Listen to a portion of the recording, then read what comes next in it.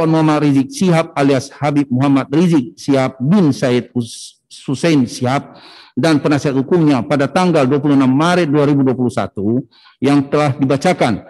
Kami jaksa penuntut umum setelah mendengar, membaca dan mempelajarinya, kami menanggapinya sebagai berikut.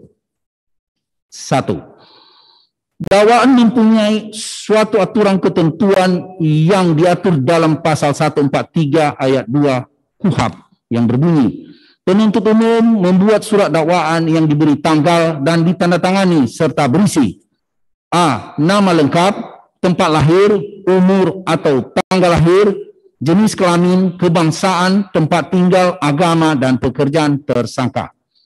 B. Uraian secara cermat, jelas, dan lengkap mengenai tindak pidana yang didakwakan dengan menyebut waktu dan tempat tindak pidana itu dilakukan.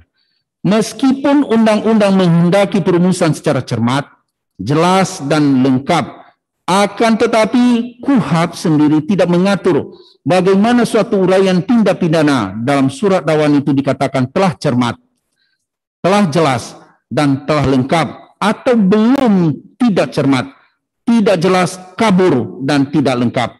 Dalam prakteknya, syarat-syarat yang berkaitan dengan formalitas identitas lengkap terdakwa disebut syarat formil, sedangkan syarat yang berkaitan isi materi dakwaan, uraian tentang tindak pidana yang didakwakan, dan waktu serta tempat tindak pidana dilakukan disebut syarat material.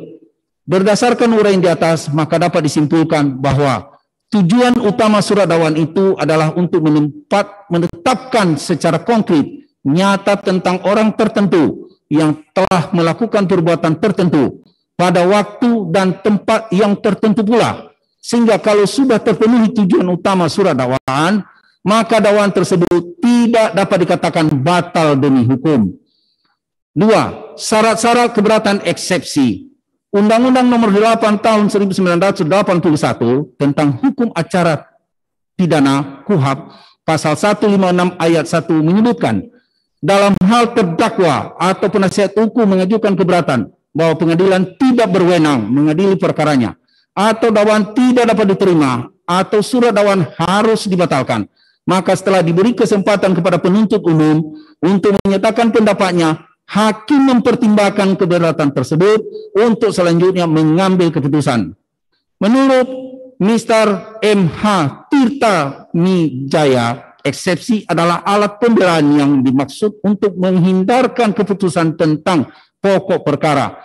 Buku Proses Penanganan Perkara Pidana Leiden Marpaung SH tahun 1992 halaman 382. Batas ruang lingkup materi eksepsi tersebut ialah eksepsi hanya dapat diajukan terhadap dakwaan atau kewenangan pengadilan, kompetensi mengadili. Jadi dengan demikian, eksepsi hanya boleh diajukan terhadap hal-hal yang bersifat prosesual eksepsi dan tidak diperkenankan menyentuh materi pokok perkara yang akan diperiksa di sidang pengadilan yang bersangkutan. Dengan perkataan lain, eksepsi hanya ditujukan kepada eksepsi formil yang berkaitan dengan penuntutan atau pemeriksaan perkara tersebut oleh pengadilan. Sedangkan aspek material perkara tersebut tidak berada dalam lingkup eksepsi. Bahwa untuk memahami secara mendalam tindak pidana yang didakwakan itu, memahami syarat material sebagaimana ditentukan dalam pasal 143 ayat 2 KUHP adalah A. Rumusan tindak pidana, uraian unsur-unsurnya, padanan uraian fakta-fakta perbuatan terdakwa. B. Uraian tindak pidana secara sistematis kronologis. Siapakah yang dihadapkan sebagai terdakwa dalam perkara itu? Tindak pidana apa yang telah dilakukan terdakwa? Kapan dan di mana tindak pidana itu dilakukan terdakwa? Bagaimana terdakwa melakukan tindak pidana itu? Modus operandi. Apa yang dipergunakan, yang menjadi sasaran dan yang dihasilkan tindak pidana itu? Motivasi apa yang telah mendorong terdakwa untuk melakukan tindak pidana itu? Benar, hak terdakwa dirugikan untuk melakukan pembelaan diri. Surat dakwaan tidak jelas dan tidak lengkap, memuat elemen atau unsur-unsur tindak pidana yang didakwakan, atau isi rumusan surat dakwaan antara yang satu dengan yang lain saling bertentangan, atau surat dakwaan itu merinci secara jelas bagaimana tindak pidana dilakukan, terdakwa atau surat dakwaan tidak mencantumkan secara jelas waktu dan tempat tindak pidana dilakukan. Selanjutnya rekan kami membacanya majelis. Izin menyambung. Tanggapan jaksa penuntut umum atas keberatan atau eksepsi terdakwa Muhammad Rizik Syihab alias Habib Muhammad Rizik Syihab. Nota keberatan eksepsi terdakwa Muhammad Rizik Syihab alias Habib Muhammad Rizik Syihab atas dakwaan jaksa penuntut umum dimulai dari halaman 1 sampai dengan halaman 3 bukanlah merupakan ruang lingkup eksepsi sebagaimana dikehendaki dalam pasal 156 KUHP. Keberatan terdakwa tersebut tidaklah termasuk bagian dari dalil hukum yang berlaku, melainkan hanya bersifat argumen terdakwa dengan menggunakan ayat-ayat suci Al-Quran dan hadis Rasulullah Sallallahu Alaihi Wasallam yang tidak menjadi padanan dalam penerapan pidana umum di Indonesia. Namun dari sekian kutipan ayat-ayat suci Al-Quran dan hadis Rasulullah Sallallahu Alaihi Wasallam tersebut, jaksa penuntut umum terketuk hati meminjam sebagai kutipan di saat Rasulullah Sallallahu Alaihi Wasallam mengumpulkan para sahabatnya yang bersabda yang artinya, sesungguhnya telah binasa umat sebelum kamu lantaran jika di tengah mereka ada seorang atau yang dianggap mulia atau terhormat mencuri atau dibiarkan. Tapi jika ada di tengah mereka seorang lemah atau rakyat biasa mencuri maka ditegakkan atasnya hukum demi Allah. Jika Fatimah putri Muhammad mencuri, niscaya aku potong tangannya.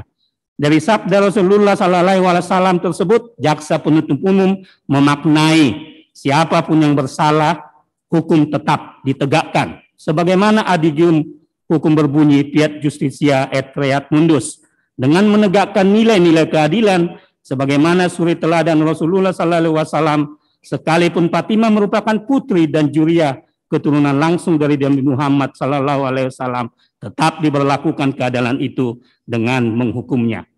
1.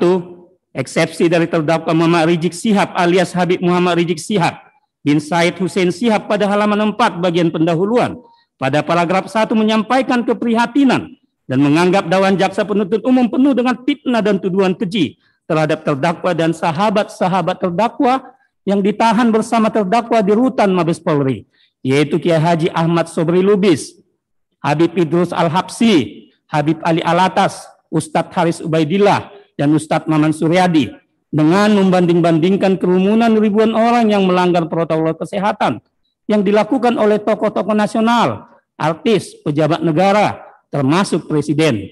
Akan tetapi terdakwa menganggap kepolisian dan kejaksaan begitu sigap, penuh semangat melakukan kriminalisasi pada kegiatan Maulid Nabi Muhammad SAW. Pernyataan terdakwa tersebut tidaklah tepat dan hanya menonjolkan atau menampilkan kegiatan Maulid Nabi Muhammad Sallallahu Alaihi Wasallam. Padahal selain kegiatan Maulid Nabi Muhammad Sallallahu Alaihi Wasallam, bersamaan juga terdakwa menyelenggarakan kegiatan pernikahan anaknya yang dihadiri kurang lebih 5.000 orang umat. Dan kegiatan sebelumnya pun juga telah menyelenggarakan peresmian peletakan batu pertama markas syariah di pondok pesantren milik terdakwa di Megabendung, Kabupaten Bogor yang dihadiri 3.000 orang. Kedua, betapa disayangkan terdakwa Muhammad Rizik Syihab alias Habib Muhammad Rizik Syihab bin Said Hussein Syihab masih menganggap dakwaan jaksa penuntut umum berisikan fitnah, padahal dari sekian kata atau puluhan lembar dakwaan dari jaksa penuntut umum tidak satu huruf atau kata-kata yang bertuliskan fitnah yang ditujukan kepada terdakwa, melainkan dakwaan tersebut adalah rangkaian fakta sebagaimana alat bukti yang ada. Ketiga, kerumunan dan pelanggaran protokol kesehatan yang dieksepsi terdakwa pada halaman 4 paragraf 4 tidak termasuk ranah ruang lingkup eksepsi dan hanya merupakan keluh kesah terdakwa. Oleh karenanya keberatan tersebut haruslah dikesampingkan. Keempat, bahwa adanya eksepsi terdakwa dalam halaman 6 dalam paragraf 2 diantaranya berbunyi, tidak pernah mendapat penjelasan tentang pandemi dari pihak bandara baik secara lisan maupun tulisan. Baru setelah sepekan sekitar tanggal 17 November 2020 pasca peringatan Maulid Nabi Sallallahu Alaihi Wasallam di Petamburan yang digelar tanggal 14 November tahun 2020, paspor kami beserta surat dari pihak bandara terkait pandemi diantar ke rumah kami. Sejak saat itulah kami mengetahui tentang keharusan isolasi selama 14 hari bagi yang baru datang dari luar negeri. Terhitung tanggal 17 November 2020, kami pun melakukan isolasi mandiri di bawah bimbingan dan pengawasan tim medis dari tim MIRC. Bahkan khusus saya yang mengalami kelelahan yang teramat sangat pada pekan berikutnya meminta perawatan khusus di Rumah Sakit Umi Bogor. Eksepsi terdakwa tersebut telah masuk pada pokok perkara yang seharusnya belum waktunya untuk dibahas. Namun perlu kami menanggapinya mengingat sebenarnya terdakwa telah diperiksa dan melewati pemeriksaan kesehatan, dan perlu kami tegaskan sebagaimana ketentuan perundang-undangan yang telah diberlakukan. Setiap orang tanpa terkecuali dianggap mengetahui semua hukum atau undang-undang yang berlaku, dan apabila melanggarnya akan dituntut dan dihukum berdasarkan undang-undang atau hukum yang berlaku tersebut.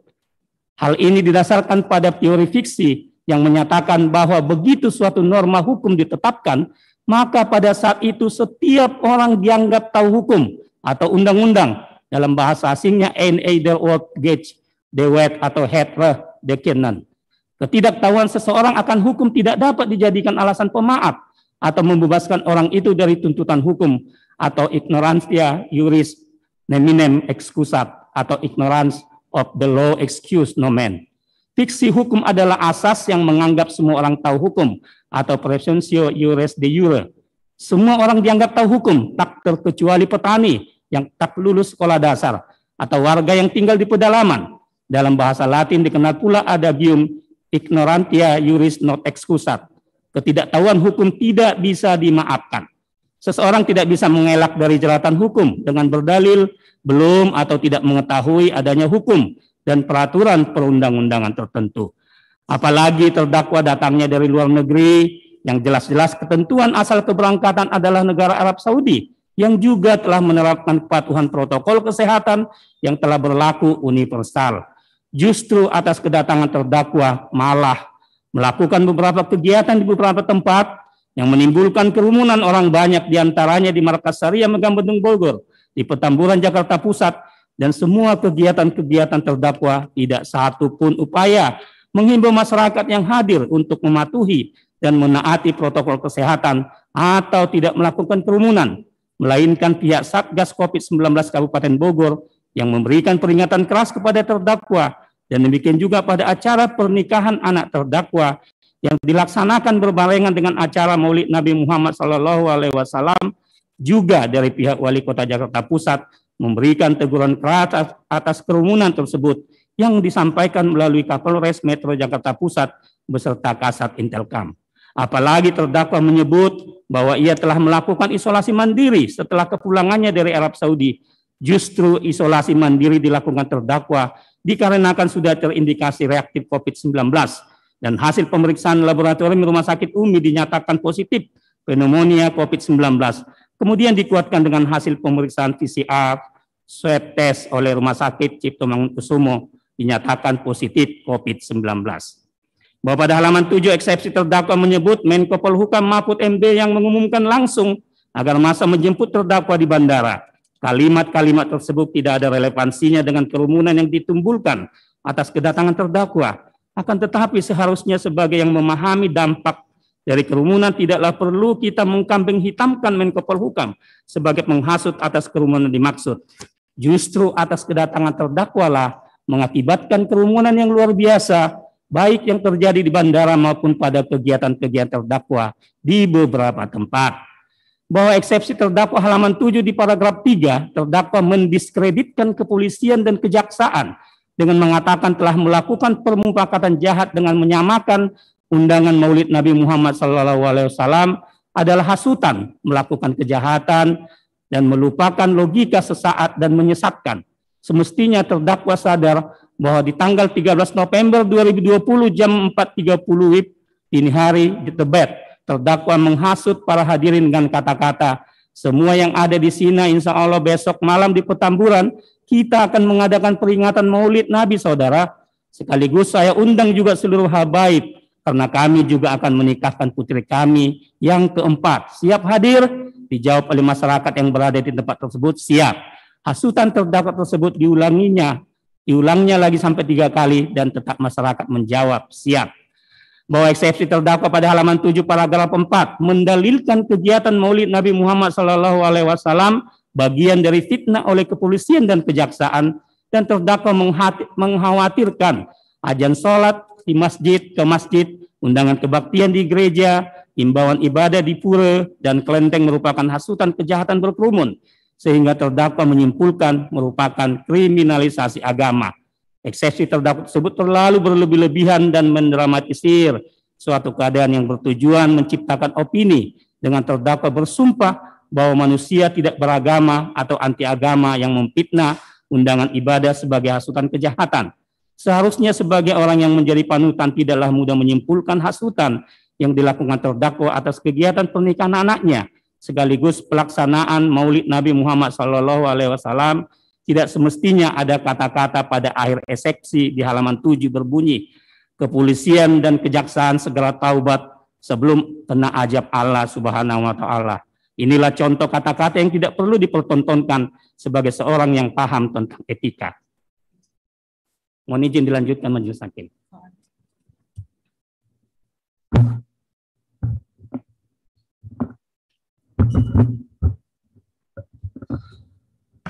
Terima kasih majelis, kami lanjutkan. Selanjutnya eksepsi terdakwa pada bagian 3 Romawi halaman 8 sampai dengan halaman 10 yang menceritakan kronologi perjalanan terdakwa. Kronologi tersebut tidak relevan dengan pokok perkara sehingga tidak perlu kami menanggapinya, di mana sebagian sudah termasuk kami tanggapi sebelumnya. Terlebih poin-poinnya termasuk keluh kesah terdakwa. 9. Keberatan terdakwa Rizik Syihab alias Habib Muhammad Rizik Syihab bin Said Hussein Syihab pada halaman 11 terkait pasal perundang-undangan yang digunakan jaksa penuntut umum dalam menebar fitnah dan tuduhan keji. Bahwa eksepsi terdakwa atas penerapan pasal perundang-undangan yang digunakan jaksa penuntut umum dalam memfitnah dan tuduhan keji terhadap terdakwa maupun panitia maulid dengan merincinya pasal 160 KUHP, junto pasal 93 Undang-Undang Nomor 6 Tahun 2018 tentang kekarantinaan kesehatan, junto pasal 55 ayat 1 ke 1 KUHP. Terdakwa menggambarkan bahwa pasal 160 KUHP jaksa penuntut umum memfitnah terdakwa dan panitia Maulid Nabi Muhammad SAW pada acara mengundang Maulid Nabi Muhammad SAW di Petamburan. Menurut terdakwa tidak pernah menghasut umat untuk melakukan kejahatan atau melakukan pembangkangan kekerasan terhadap penguasa petugas. Dan kami juga tidak pernah melawan menghalang-halangi penyelenggaraan kekarantinaan kesehatan, serta kami pun tidak pernah menyebabkan kedaruratan kesehatan masyarakat KKM, dan tidak pernah juga melakukan menyuruh turut serta dalam kejahatan pidana apapun terkait acara Maulid Nabi SAW yang kami gelar. Keberatan terdakwa tersebut sudah masuk dalam pembahasan pokok perkara, oleh karenanya kami kesampingkan dan tidak perlu lagi kami menanggapinya. Namun atas perbuatan terdakwa bersama-sama dengan Haris Ubaidillah, Ahmad Sabri Lubis, Ali Alwi Alatas bin Alwi Alatas, Idrus alias Idrus Al-Habsi, dan Maman Suryadi telah mengakui dan meminta maaf secara terbuka dengan membayar denda administrasi sebagaimana yang dituangkan dalam eksepsi terdakwa, bahwa pembayaran denda administrasi bukanlah merupakan kejahatan utama yang dilakukan terdakwa bersama-sama dengan kelima terdakwa lainnya, berkas perkara terpisah. Namun kejahatan utama yang dilakukan terdakwa yang dipersangkakan dengan dakwaan 1 pasal 160 KUHP, junto pasal 93 Undang-Undang Republik Indonesia Nomor 6 Tahun 2018 tentang kekarantinaan kesehatan, junto pasal 55 ayat 1 ke 1 KUHP, atau pasal 216 ayat 1 KUHP, junto pasal 93 Undang-Undang Republik Indonesia Nomor 6 Tahun 2018, atau 3 pasal 93 Undang-Undang Kekarantinaan Kesehatan, junto pasal 55 ayat 1 ke 1 KUHP, atau pasal 14 ayat 1 Undang-Undang Republik Indonesia Nomor 4 Tahun 1984 tentang wabah penyakit menular. Nomor 5 dan pasal 82A ayat 1, junto 93 ayat 3 huruf C dan D Undang-Undang Republik Indonesia Nomor 16 Tahun 2017 tentang penetapan peraturan pemerintah pengganti Undang-Undang Nomor 2 Tahun 2017 tentang perubahan atas Undang-Undang Nomor 17 Tahun 2013 tentang organik kemasyarakatan menjadi Undang-Undang, junto pasal 55 ayat 1 ke 1 KUHP, junto pasal 10 huruf B KUHP, junto pasal 35 ayat 1 KUHP. 10. Keberatan terdakwa Muhammad Rizik Syihab alias Habib Muhammad Rizik Syihab bin Said Hussein Syihab pada halaman 13 terkait pasal 59 ayat 3 Undang-Undang Nomor 16 Tahun 2019 digunakan jaksa penuntut umum untuk memenuhi nafsu jahat. bahwa dalam eksepsi terdakwa halaman 13 tersebut, terdakwa menggambarkan bahwa JPU menggunakan pasal 15 ayat 3 Undang-Undang Nomor 16 Tahun 2017 untuk memenuhi nafsu jahat agar terdakwa dan kelima terdakwa lainnya dalam berkas perkara terpisah dikategorikan sebagai pengurus ormas yang melakukan tindak kekerasan dan mengganggu tertiban umum dan ketentraman serta merusak fasilitas umum dan fasilitas sosial, juga mengambil alih wewenang penegak hukum. Namun sangat ironis, dalam keberatan terdakwa tersebut, terdakwa justru sekaligus menyatakan dan menegaskan sekali lagi bahwa benar dirinya adalah imam besar FPI pada saat terjadinya pelanggaran protokol kesehatan. Artinya terdakwa sendiri telah mengakui bahwa dirinya merupakan pengurus organisasi FPI yang saat ini telah dilarang. Selanjutnya terdakwa menyebutkan FPI tidak pernah dibubarkan atau dilarang melalui mekanisme pengadilan sebagaimana amanat Undang-Undang Ormas, melainkan melalui SKB 6 pejabat setingkat menteri yang dipaksakan secara politik. Pernyataan terdakwa itu merupakan curahan hati terdakwa dan di luar ruang lingkup eksepsi. Selain itu, terdakwa juga menyatakan bahwa dirinya dan kelima terdakwa lainnya saat ini diadili sebagai individu, bukan sebagai pengurus ormas. Ternyata terdakwa bersama-sama kelima terdakwa lainnya pada saat melaksanakan kegiatannya masih mengatasnamakan sebagai imam besar FPI dan pengurus anggota FPI. Demikian juga halnya terkait dengan surat-surat yang diterbitkan selalu berlogo FPI. Terdakwa juga berkeberatan dalam eksepsinya yang diulang-ulangnya kalimat yang menyatakan terdakwa sebagai imam besar FPI yang sudah dibubarkan dan dilarang merupakan upaya jahat untuk mendramatisir dan mempolitisir sekaligus mengkriminalisasi Maulid Nabi Shallallahu Alaihi Wasallam. Keberatan tersebut hanya luapan emosi terdakwa saja dan di luar ruang lingkup eksepsi, mengingat jaksa penuntut umum bukanlah lembaga politik yang berwenang mempolitisir suatu hal dan juga bukan merupakan upaya jahat untuk mendramatisir apalagi mengkriminalisasi Maulid Nabi Muhammad SAW. Fungsi dan tugas pokok jaksa penuntut umum hanya berada pada koridor penegakan hukum semata. Dilanjutkan, Mas Mas.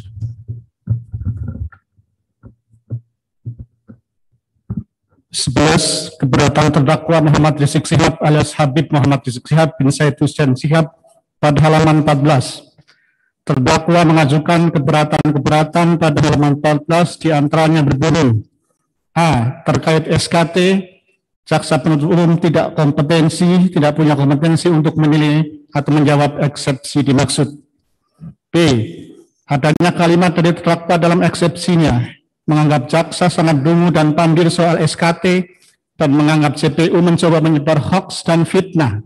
Kalimat-kalimat seperti ini bukanlah bagian dari eksepsi, kecuali bahasa-bahasa seperti ini digunakan oleh orang-orang yang tidak terdidik dan dikategorikan kualifikasi berpikir dangkal, mengingat kata pandir menurut Kamus Umum Bahasa Indonesia, edisi ketiga terbitan Pusat Bahasa, Departemen Pendidikan Nasional, Balai Pustaka halaman 834, yang artinya bodoh, bebal, sedangkan kata dungu menurut Kamus Umum Bahasa Indonesia tersebut pada halaman 306 juga diartikan sangat tumpul otaknya, tidak mengerti, bodoh. Tidaklah seharusnya kata-kata yang tidak terdidik ini diucapkan, apalagi ditabalkan kepada jaksa penuntut umum. Sangatlah naif kalau jaksa penuntut umum yang menyidangkan perkara terdakwa dan kawan-kawan dikatakan orang bodoh, bebal, tumpul otaknya, dan tidak mengerti.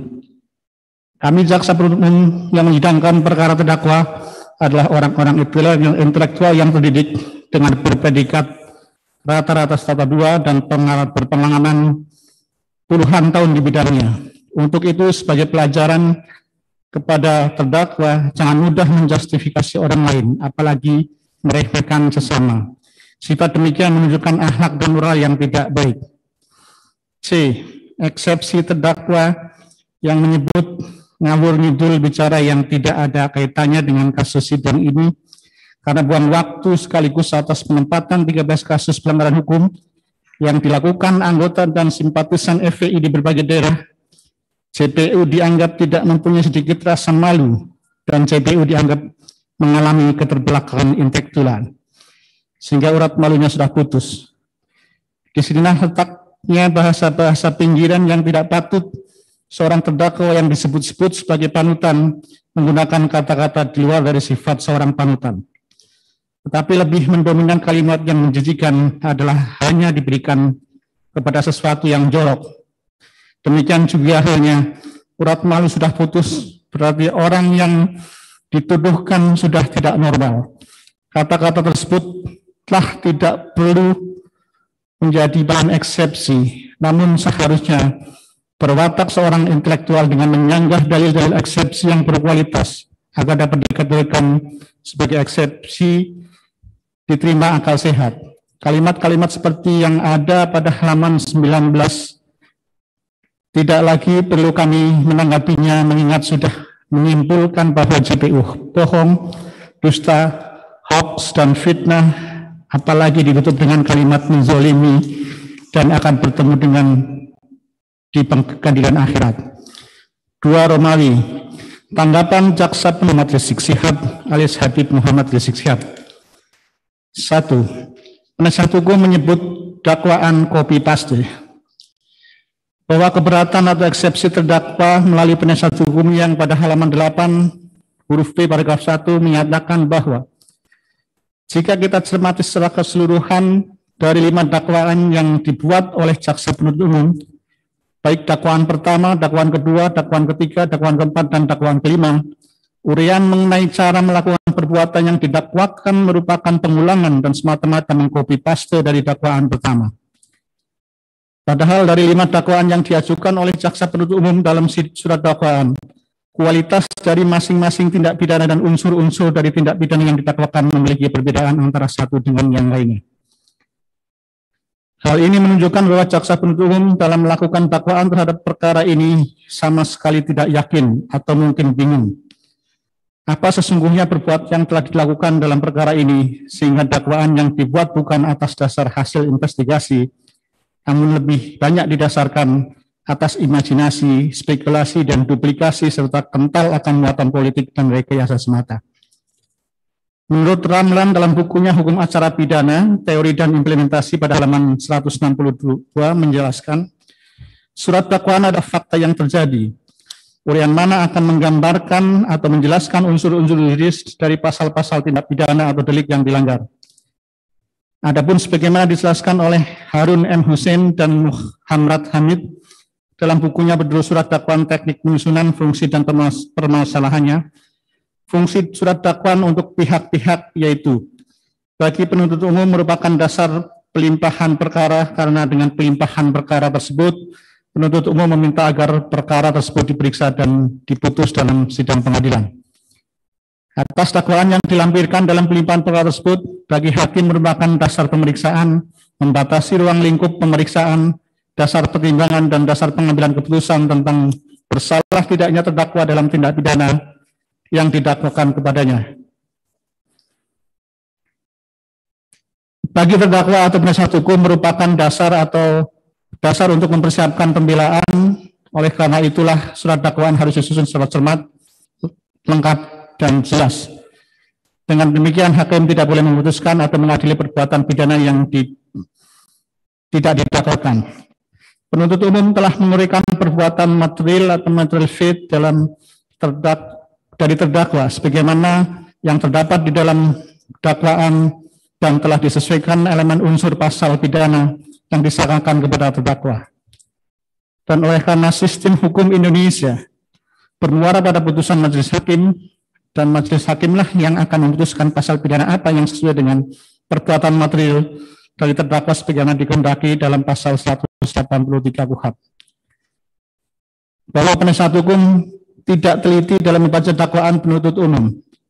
Jika penasihat hukum dalam nota keberatannya mengatakan setelah membaca dan mencermati dakwaan jaksa penuntut umum secara keseluruhan, ternyata dakwaan tersebut merupakan pengulangan belaka, maka kami penuntut umum berpendapat penasihat hukum yakin belum membaca dan mencermati secara teliti.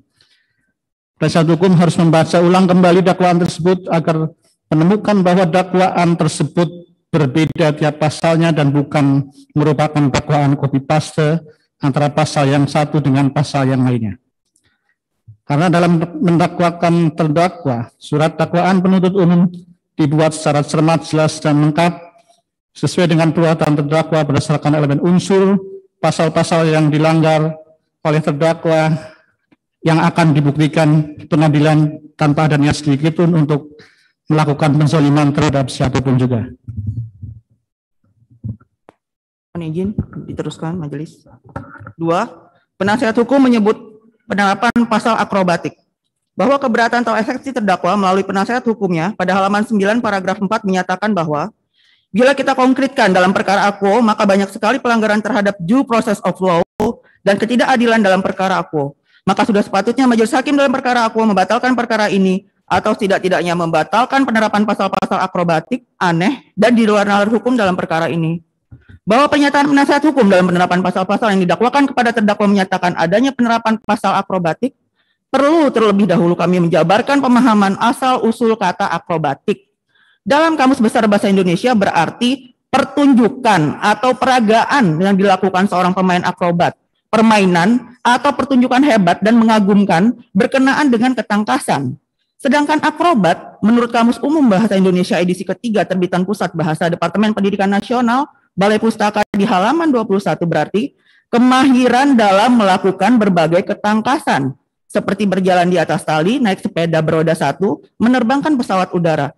Namun akrobat hukum dalam Kamus Umum Bahasa Indonesia edisi ketiga pada halaman 21 pemahamannya adalah putusan yang berubah-ubah secara mendadak dalam persoalan yang sama dan sering terjadi cabut-mencabut atau ralat-meralat suatu putusan atau kebijakan. Disinilah letak ketidaktahuan hukum yang jelas-jelas tidak ada satupun padanan kata dalam Kamus Bahasa Indonesia, kecuali kalau penasihat hukum menuliskan dalam eksepsinya berupa akrobat hukum, sehingga dapat dimaknai sebagaimana yang telah dijelaskan di atas. Oleh karena itu, kalau JPU mengikuti keberatan penasihat hukum, maka jawaban akrobatik sebagaimana dalam eksepsi penasihat hukum adalah sesuatu yang lucu dan tidak nyambung kata akrobatik dijadikan bahan eksepsi. Mengingat arti akrobatik adalah pertunjukan atau peragaan yang dilakukan seorang pemain akrobat atau permainan pertunjukan hebat dan mengagumkan berkenaan dengan ketangkasan. Namun, andaikan kata-kata akrobat hukum digunakan, akan tetapi dalam dakwaan kami jaksa penuntut umum sama sekali tidak kami uraikan, apalagi kami kaitkan dengan pemahaman akrobat hukum yang jelas kontradiktif dengan pengertiannya, sebagaimana penjelasan dari Kamus Besar Bahasa Indonesia, yaitu putusan yang berubah-ubah secara mendadak dalam persoalan yang sama dan sering terjadi cabut-mencabut atau ralat-meralat suatu keputusan atau kebijakan. Penggunaan kata akrobatik dalam eksepsinya adalah oleh penasihat hukum tidak satu pun persoalan yang diubah secara mendadak atau dicabut atau diralat suatu keputusan atau kebijakan dalam penanganan perkara ini. Tetapi kami yakin akrobatik versi eksepsi penasihat hukum menafsirkan karena adanya penerapan pasal pasirkan, adanya kepentingan-kepentingan non-yuridis dan kepentingan politik dari rezim zalim, dungu, dan pandir yang dengan kekuasaannya melakukan penjinakan dengan instrumen hukum. Adanya kalimat non-yuridis dan kepentingan politik dari rezim zalim, dungu, dan pandir dalam eksepsi penasihat hukum adalah tidak tepat. Mengingat fungsi jaksa penuntut umum adalah menerima berkas perkara dan melakukan penuntutan, serta melaksanakan perintah hakim, dan terakhir melaksanakan eksekusi. Kami jaksa penuntut umum tidak pernah memahami terkait non-yuridis, apalagi kepentingan politik dari rezim zalim. Menggunakan kata dulu dan pandir dalam eksepsinya hanya mengikuti emosional sesaat. Kalimat-kalimat seperti ini bukanlah bagian daripada eksepsi, kecuali bahasa-bahasa seperti ini digunakan oleh orang-orang yang tidak terdidik dan dikategorikan kualifikasi berpikiran dangkal. Mengingat kata pandir menurut Kamus Umum Bahasa Indonesia, halaman 834 yang artinya bodoh, bebal, sedangkan kata dungu menurut Kamus Umum Bahasa Indonesia tersebut pada halaman 306 juga diartikan sangat tumpul otaknya, tidak mengerti, bodoh. Tidaklah seharusnya kata-kata yang tidak terdidik ini diucapkan apalagi ditabalkan kepada jaksa penuntut umum. Sangatlah naif kalau jaksa penuntut umum yang menyidangkan perkara terdakwa dan kawan-kawan dikatakan orang bodoh, bebal, tumpul otaknya, tidak mengerti. Kami jaksa penuntut umum yang menyidangkan perkara terdakwa adalah orang-orang intelektual yang terdidik dengan berpredikat pendidikan rata-rata strata 2 dan berpengalaman puluhan tahun di bidangnya. Untuk itu sebagai pelajaran, jangan mudah menjustifikasi orang lain, apalagi meremehkan sesama. Sifat demikian menunjukkan akhlak dan moral yang tidak baik. 3. Penasihat hukum menafsirkan pasal yang kontradiktif. Bahwa keberatan eksepsi terdakwa melalui penasihat hukumnya pada halaman 10 paragraf 3 menyatakan bahwa Bung Karno bersama kawan-kawannya Raden Gatot Mangkopraja, Mas Kun Sumadireja, dan Supriya Dinata dinilai hakim terbukti bersalah melakukan pelanggaran dalam pasal 169 Kitab Undang-Undang Hukum Pidana, serta menyalahi pasal 161, 171, dan pasal tersebut kerap kali digunakan pemerintah Belanda untuk menjebloskan para pejuang kemerdekaan Indonesia ke penjara melalui proses hukum. Soekarno dan kawan-kawannya dituduh membuat perkumpulan dan pergerakan yang membahayakan pemerintah Belanda di tanah air. Belanda juga menyeret Bung Karno ke penjara lantaran pemikirannya dianggap membahayakan bagi kekuasaan mereka di Indonesia. Saat masih kuliah, Soekarno muda aktif dalam dunia politik menentang pemerintah kolonial Belanda. Ia bersama kawan-kawannya kerap mengadakan diskusi di rumah kos milik pasangan Haji Sanusi dan Inggit Garnarsi. Inggit kelak dipersunting Soekarno menjadi istrinya. Bahwa penasihat hukum terdakwa telah menyebutkan dengan detail tentang lintasan sejarah yang terjadi pada tanggal 22 Desember 1930, sekitar pukul 9 waktu Indonesia Barat. Bahwa Soekarno atau Bung Karno divonis 4 tahun penjara oleh Pengadilan Landrat Bandung. Kemudian penasihat hukum Mas Kun Sumadireja dan Supriyadinata dinilai hakim terbukti bersalah melakukan pelanggaran dalam pasal 169 KUHP serta menyalahi pasal 161, 171, dan pasal tersebut kerap kali digunakan pemerintah Belanda untuk menjebloskan para pejuang kemerdekaan Indonesia ke penjara melalui proses hukum. Bahwa berdasarkan fakta sejarah, Soekarno terbukti bersalah melanggar pasal 153 bis N 169 Wetboek van Strafrecht, bukan pasal 169 Kitab Undang-Undang Hukum Pidana, serta menyalahi pasal 161 dan 171.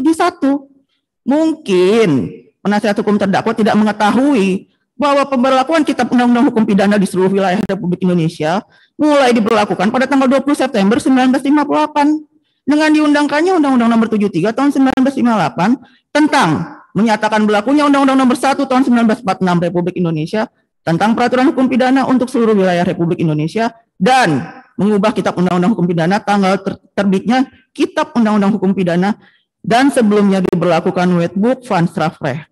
Oleh karena itu, apa yang diuraikan oleh penasihat hukum sejak halaman 10 sampai dengan 14 adalah sia-sia. Karena terdakwa Muhammad Rizik Syihab didakwakan dengan pasal 160 KUHP, bukan pasal 161, 169, atau 171 KUHP. Apalagi dengan menyandingkan terdakwa dengan tokoh nasional Insinyur Soekarno di halaman 10 paragraf 2 dan halaman 12 paragraf ketiga eksepsi ini yang jelas-jelas sangat tidak relevan dan juga tidak dapat menjadi pertimbangan.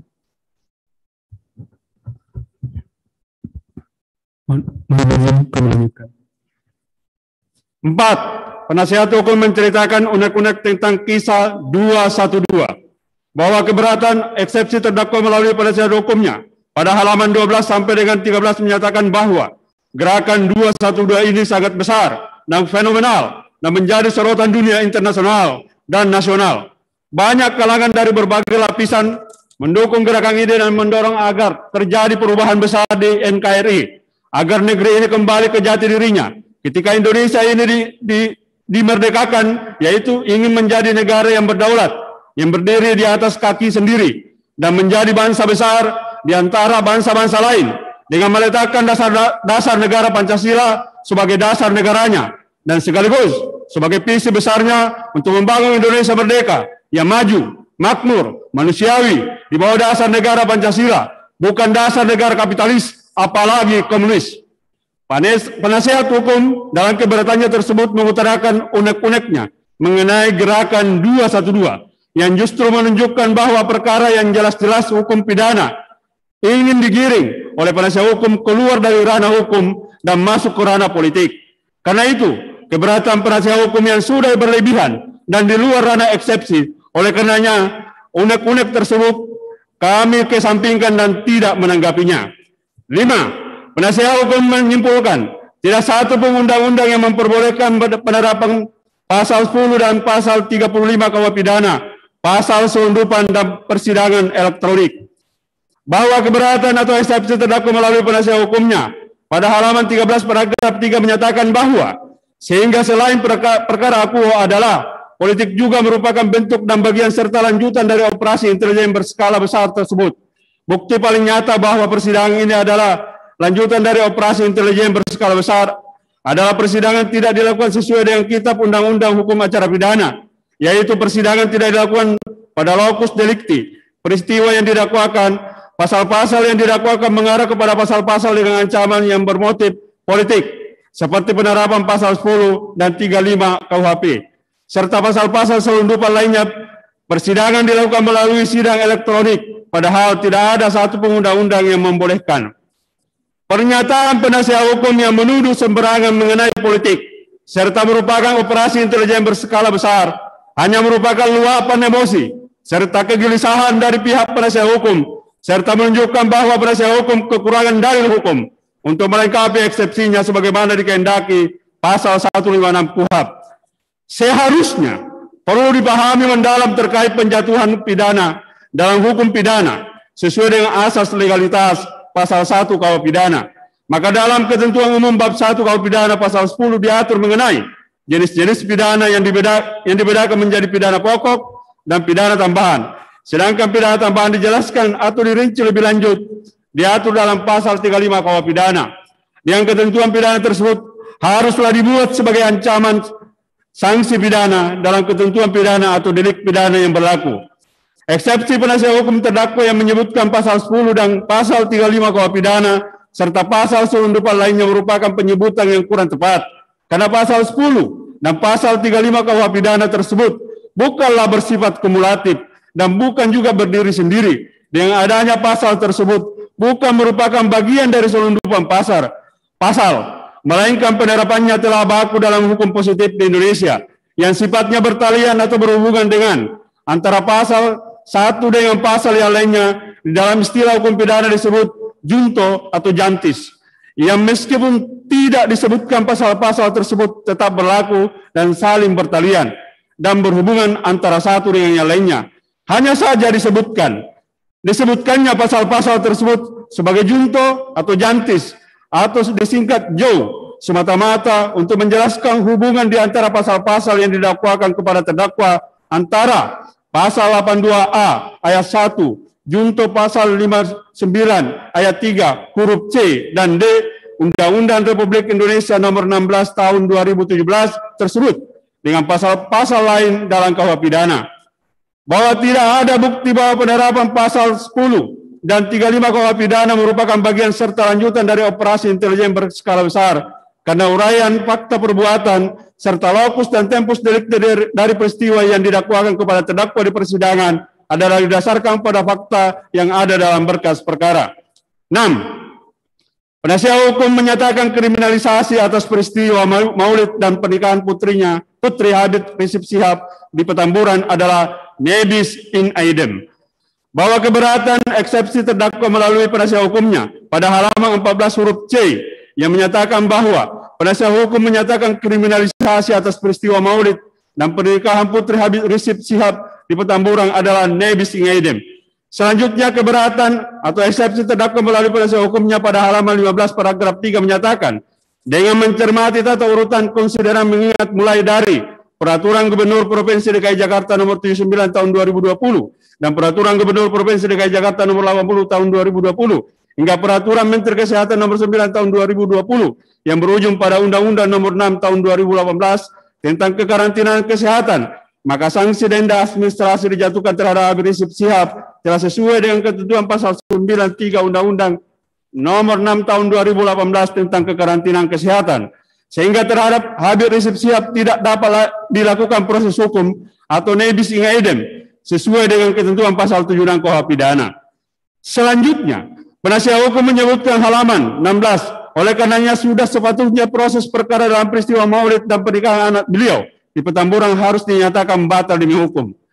Bahwa penuntut umum tidak melihat adanya korelasi antara pembayaran sanksi denda administratif sebesar 50 juta rupiah dengan hapusnya perbuatan pidana yang dilakukan oleh terdakwa.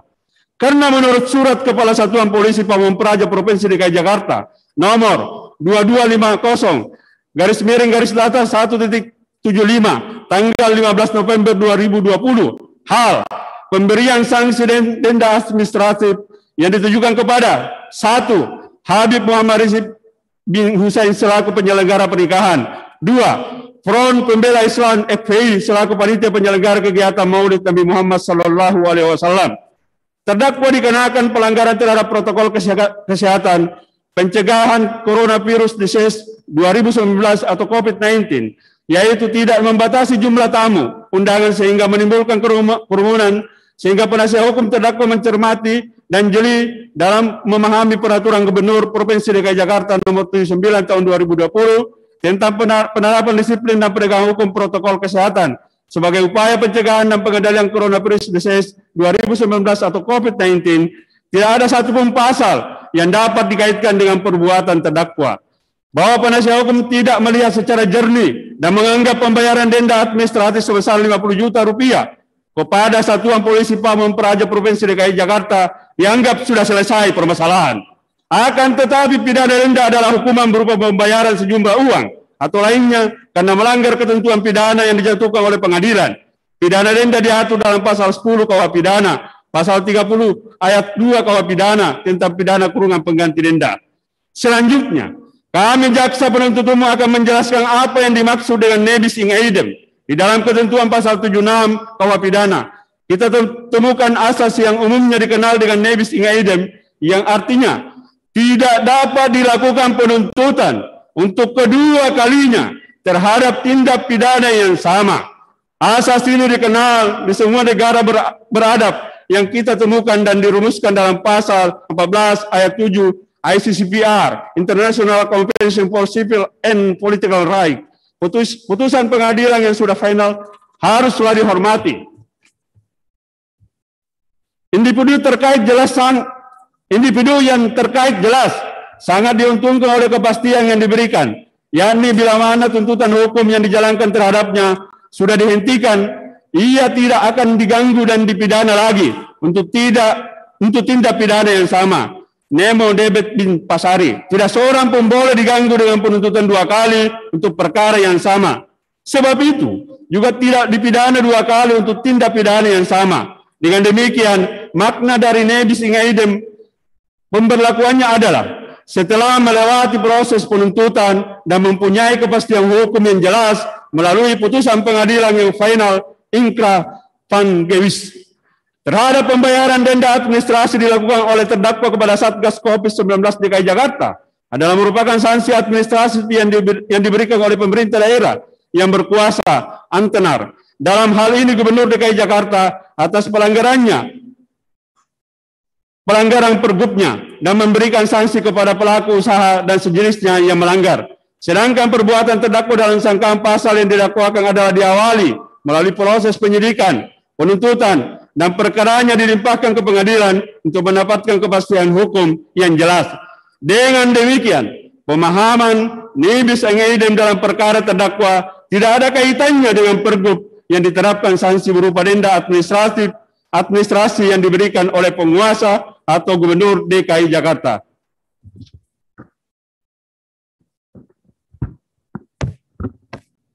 Mohon izin majelis melanjutkan. 7. Penasihat hukum menyebut penuntut umum menambahkan beraneka ragam pasal selundupan bahwa keberatan eksepsi terdakwa melalui penasihat hukumnya pada halaman 16 huruf B selalu mengulang-ulang yang telah dieksepsi sebelumnya. Agresivitas dan manuver penuntut umum dengan menambahkan beraneka ragam pasal selundupan yang tidak ada kaitannya dengan prokes dan tes swab adalah bukti perkara aqua adalah lanjutan dari operasi intelijen berskala besar. Selanjutnya pada halaman 17 paragraf 4, eksepsi penasihat hukum mengulang kembali dan tidak cukup hanya sampai di situ.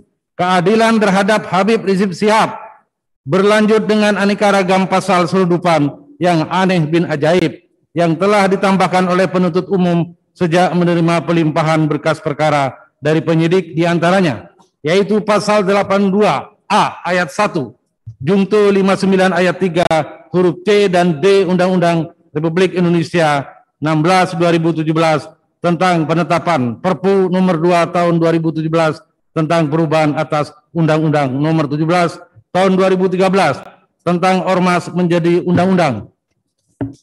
Jungto pasal 55 ayat 1 ke 1 KUHP, jungto pasal 10 huruf B KUHP, jungto pasal halaman 13 paragraf 3 diulang lagi mengeksepsi pada halaman 16 huruf B, demikian juga pada halaman 17 paragraf 4 diulang lagi.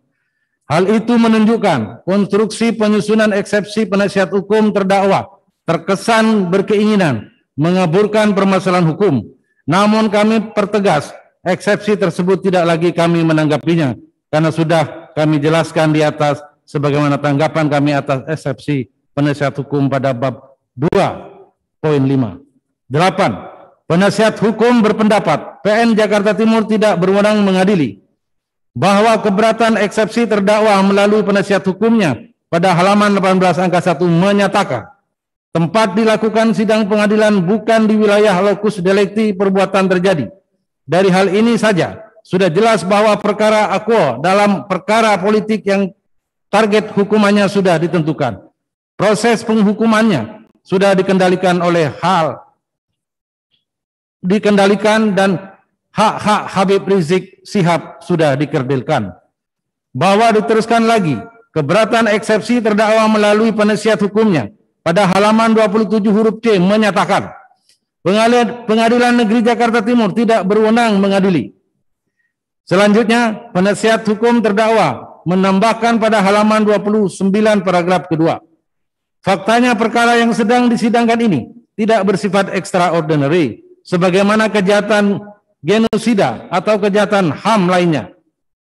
Berdasarkan alasan-alasan tersebut, maka Pengadilan Negeri Jakarta Timur tidak memiliki alasan yuridis formal maupun keamanan yang dapat mendukung pengusulan pemindahan lokasi persidangan ke Pengadilan Negeri Jakarta Timur. Dan tidak ditemukan alasan berdasarkan yuridis formal yang dijadikan alasan bagi Mahkamah Agung Republik Indonesia untuk menunjuk Pengadilan Negeri Jakarta Timur.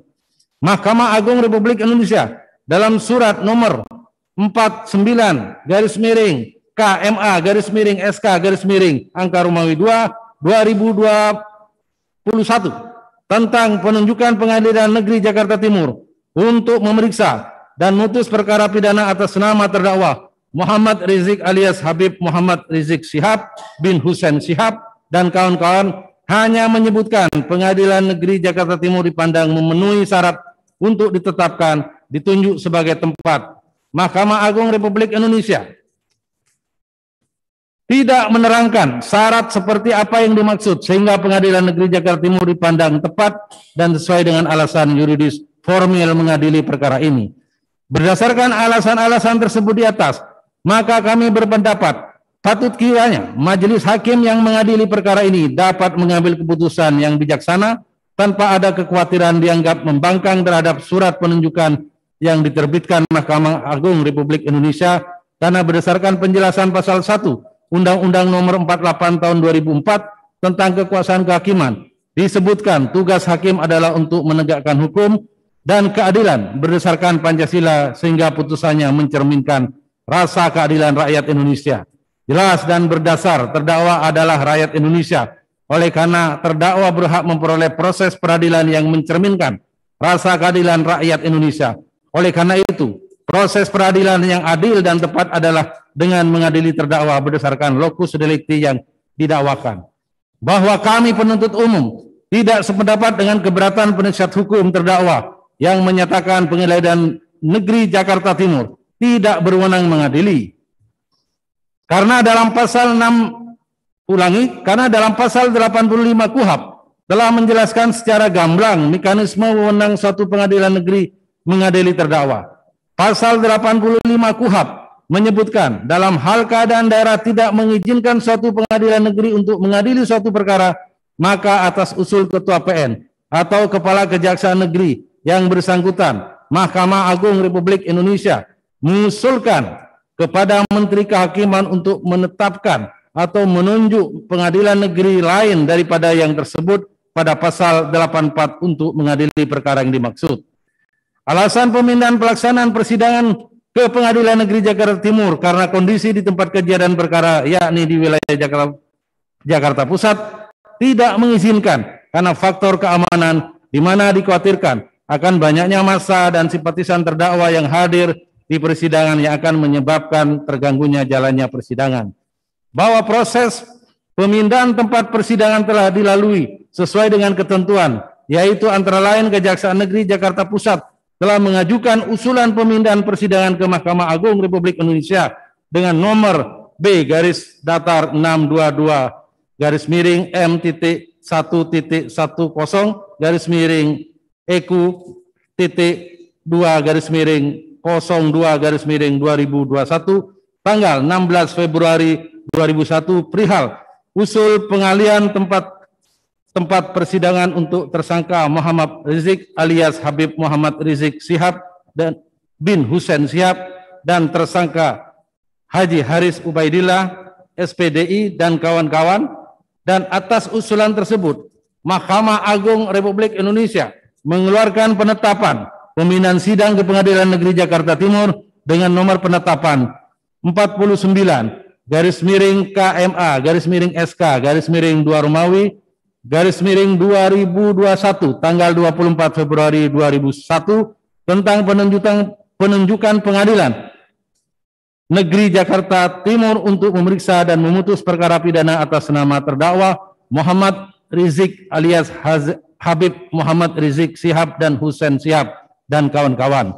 Adapun alasan mengapa ketentuan pasal 85 KUHP tersebut telah menetapkan Menteri Kehakiman sebagai departemen yang memiliki kewenangan untuk menyetujui usulan Mahkamah Agung adalah karena ditinjau dari latar belakang sejarah, yaitu sebelum lahirnya Undang-Undang Nomor 48 Tahun 2009 tentang kekuasaan kehakiman yang telah mencabut dan menggantikan Undang-Undang RI Nomor 4 Tahun 2004 tentang kekuasaan kehakiman, maka Mahkamah Agung saat itu berada di bawah kekuasaan Departemen Kehakiman. Hal tersebut sebagaimana sesuai dengan ketentuan pasal 11 ayat 1 Undang-Undang Nomor 14 Tahun 1970 tentang ketentuan-ketentuan pokok kekuasaan kehakiman yang menyebutkan badan-badan yang melakukan peradilan tersebut pasal 10 ayat 1 organisatoris, administratif, dan finansial ada di bawah kekuasaan masing-masing departemen yang bersangkutan, yang dalam hal ini adalah Departemen Kehakiman. Sehingga sejak setelah diberlakukannya Undang-Undang Nomor 48 Tahun 2009 tentang kekuasaan kehakiman dengan sendirinya, secara otomatis kekuasaan tersebut yang meliputi pengaturan urusan organisasi, administrasi, dan finansial beralih penuh menjadi kewenangan dari Mahkamah Agung. Bahkan peralihan ini sebenarnya sudah terrealisasi sejak dikeluarkannya Undang-Undang Nomor 4 Tahun 2004 tentang kekuasaan kehakiman. Pasal 42 ayat 1 yang berbunyi, pengalihan organisasi, administrasi, dan finansial dalam lingkungan peradilan umum dan peradilan tata usaha negara selesai dilaksanakan paling lambat tanggal 31 Maret 2004, yang kemudian diatur dan ditetapkan lebih lanjut dalam keputusan Presiden nomor 21 tahun 2004 tentang pengalihan organisasi, administrasi, dan finansial di lingkungan peradilan umum dan peradilan tata usaha negara dan peradilan agama kepada Mahkamah Agung. Pasal 2 yang menyebutkan organisasi, administrasi, dan finansial pada Direktur Jenderal Badan Peradilan Umum dan Peradilan Tata Usaha Negara, Departemen Kehakiman dan Hak Asasi Manusia, Pengadilan Tinggi, Pengadilan Tinggi Tata Usaha Negara, Pengadilan Negeri, dan Pengadilan Tata Usaha Negara, terhitung sejak tanggal 31 Maret 2004, dialihkan dari Departemen Kehakiman dan Hak Asasi Manusia ke Mahkamah Agung. Dan selanjutnya dalam pasal 3 disebutkan, organisasi, administrasi, dan finansial berada di bawah Mahkamah Agung. Dalam pasal 1 Undang-Undang Nomor 4 Tahun 2004 tentang kekuasaan kehakiman menyebutkan, kekuasaan kehakiman adalah kekuasaan negara yang merdeka untuk menyelenggarakan peradilan guna menegakkan hukum dan keadilan berdasarkan Pancasila demi terselenggaranya negara hukum Republik Indonesia.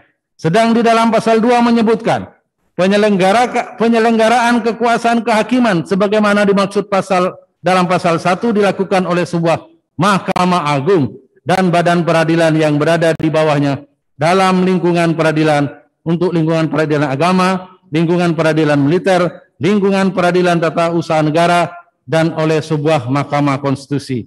Sehingga penyelenggaraan kekuasaan kehakiman berada di tangan Mahkamah Agung. Untuk itu, penetapan pemindahan sidang ke Pengadilan Jakarta Timur dengan nomor penetapan 49/SK/Angka Romawi 2 2021 tanggal 24 Februari 2021 tentang penunjukan Pengadilan Negeri Jakarta Timur untuk memeriksa dan memutus perkara pidana atas nama terdakwa Muhammad Rizik alias Habib Muhammad Rizik Syihab bin Hussein Syihab dan kawan-kawan sudah sesuai dengan ketentuan pasal 85 KUHP, sehingga sesuai Undang-Undang Nomor 4 Tahun 2004 tentang kekuasaan kehakiman, Ketua MA diberi kewenangan untuk menunjuk pengadilan lain di luar pengadilan negeri sebagaimana telah ditentukan pasal 85 KUHP.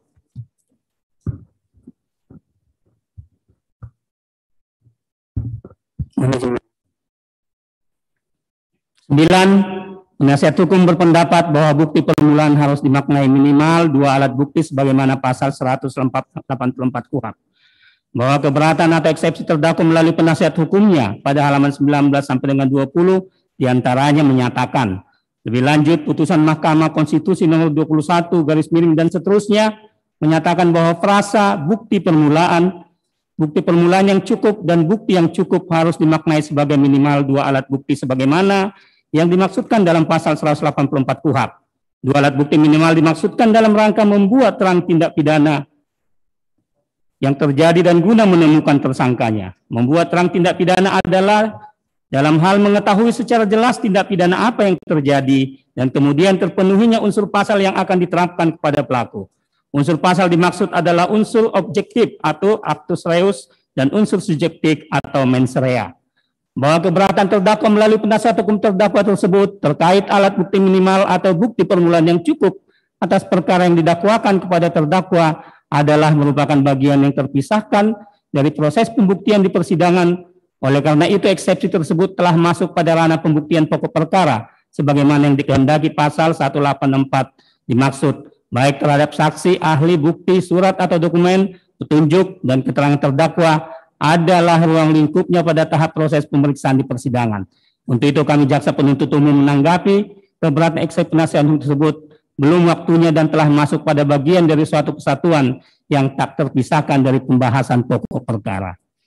Nomor 10, persidangan secara elektronik melanggar KUHP dengan mengutip pendapat M. Yahya Harahap terkait penerapan KUHP bahwa hukum tidak membenarkan proses peradilan in absentia dalam acara pemeriksaan biasa dan pemeriksaan acara singkat tanpa hadirnya terdakwa di depan persidangan, pemeriksaan tidak dapat dilakukan. Bahwa keberatan atau eksepsi terdakwa melalui penasihat hukumnya pada halaman 21 sampai 27 diantaranya menyatakan, mengutip pendapat M. Yahya Harahap dalam bukunya Pembahasan Permasalahan dan Penerapan KUHP halaman 111, bahwa hukum tidak membenarkan proses peradilan in absentia dalam acara pemeriksaan biasa dan pemeriksaan acara singkat tanpa hadirnya terdakwa dalam persidangan, pemeriksaan perkara tidak dapat dilakukan.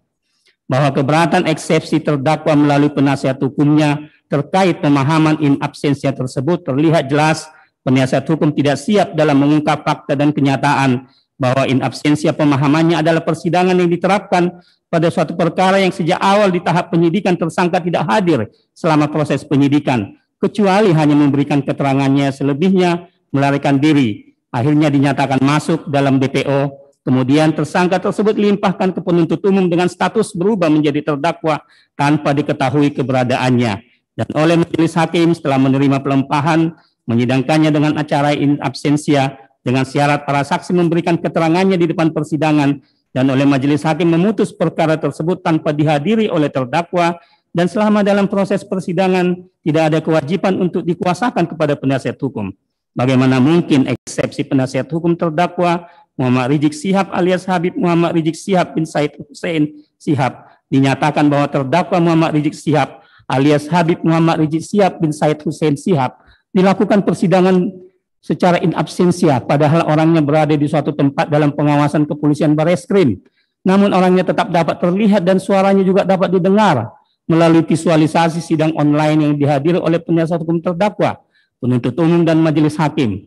Anehnya, perkara terdakwa ini sudah disidangkan secara terbuka untuk umum dan dihadiri oleh terdakwa yang disebut sidang offline. Namun penasihat hukum masih mempermasalahkan menjadi bahan eksepsi dalam keberatannya. Inilah eksepsi yang tidak berkualitas dan suka mempersalahkan yang lainnya, yang seharusnya tidak perlu terjadi mengingat kebaikan majelis hakim telah mengakomodir dalam penetapannya, mengizinkan persidangan offline dengan syarat mematuhi protokol kesehatan dan menghindari kerumunan, baik dari pihak yang terlibat yang ada di ruang sidang maupun dari pihak simpatisan dari pihak terdakwa yang berada di luar kantor Pengadilan Negeri Jakarta Timur. Agak disayangkan penasihat hukum atas keberatannya ini sesuatu yang sengaja dibuat agar seolah-olah pengadilan tidak peduli dan tidak menghargai atas permintaan sidang offline yang telah dikabulkan oleh majelis hakim yang menyidangkan perkara ini. 11. Penasihat hukum berpendapat ketentuan pasal 85 KUHP belum direvisi, maka Mahkamah Agung tidak berwenang menunjuk Pengadilan Negeri Jakarta Timur atau pengadilan negeri lain di luar tempat kejadian perkara untuk mengadili perkara ini.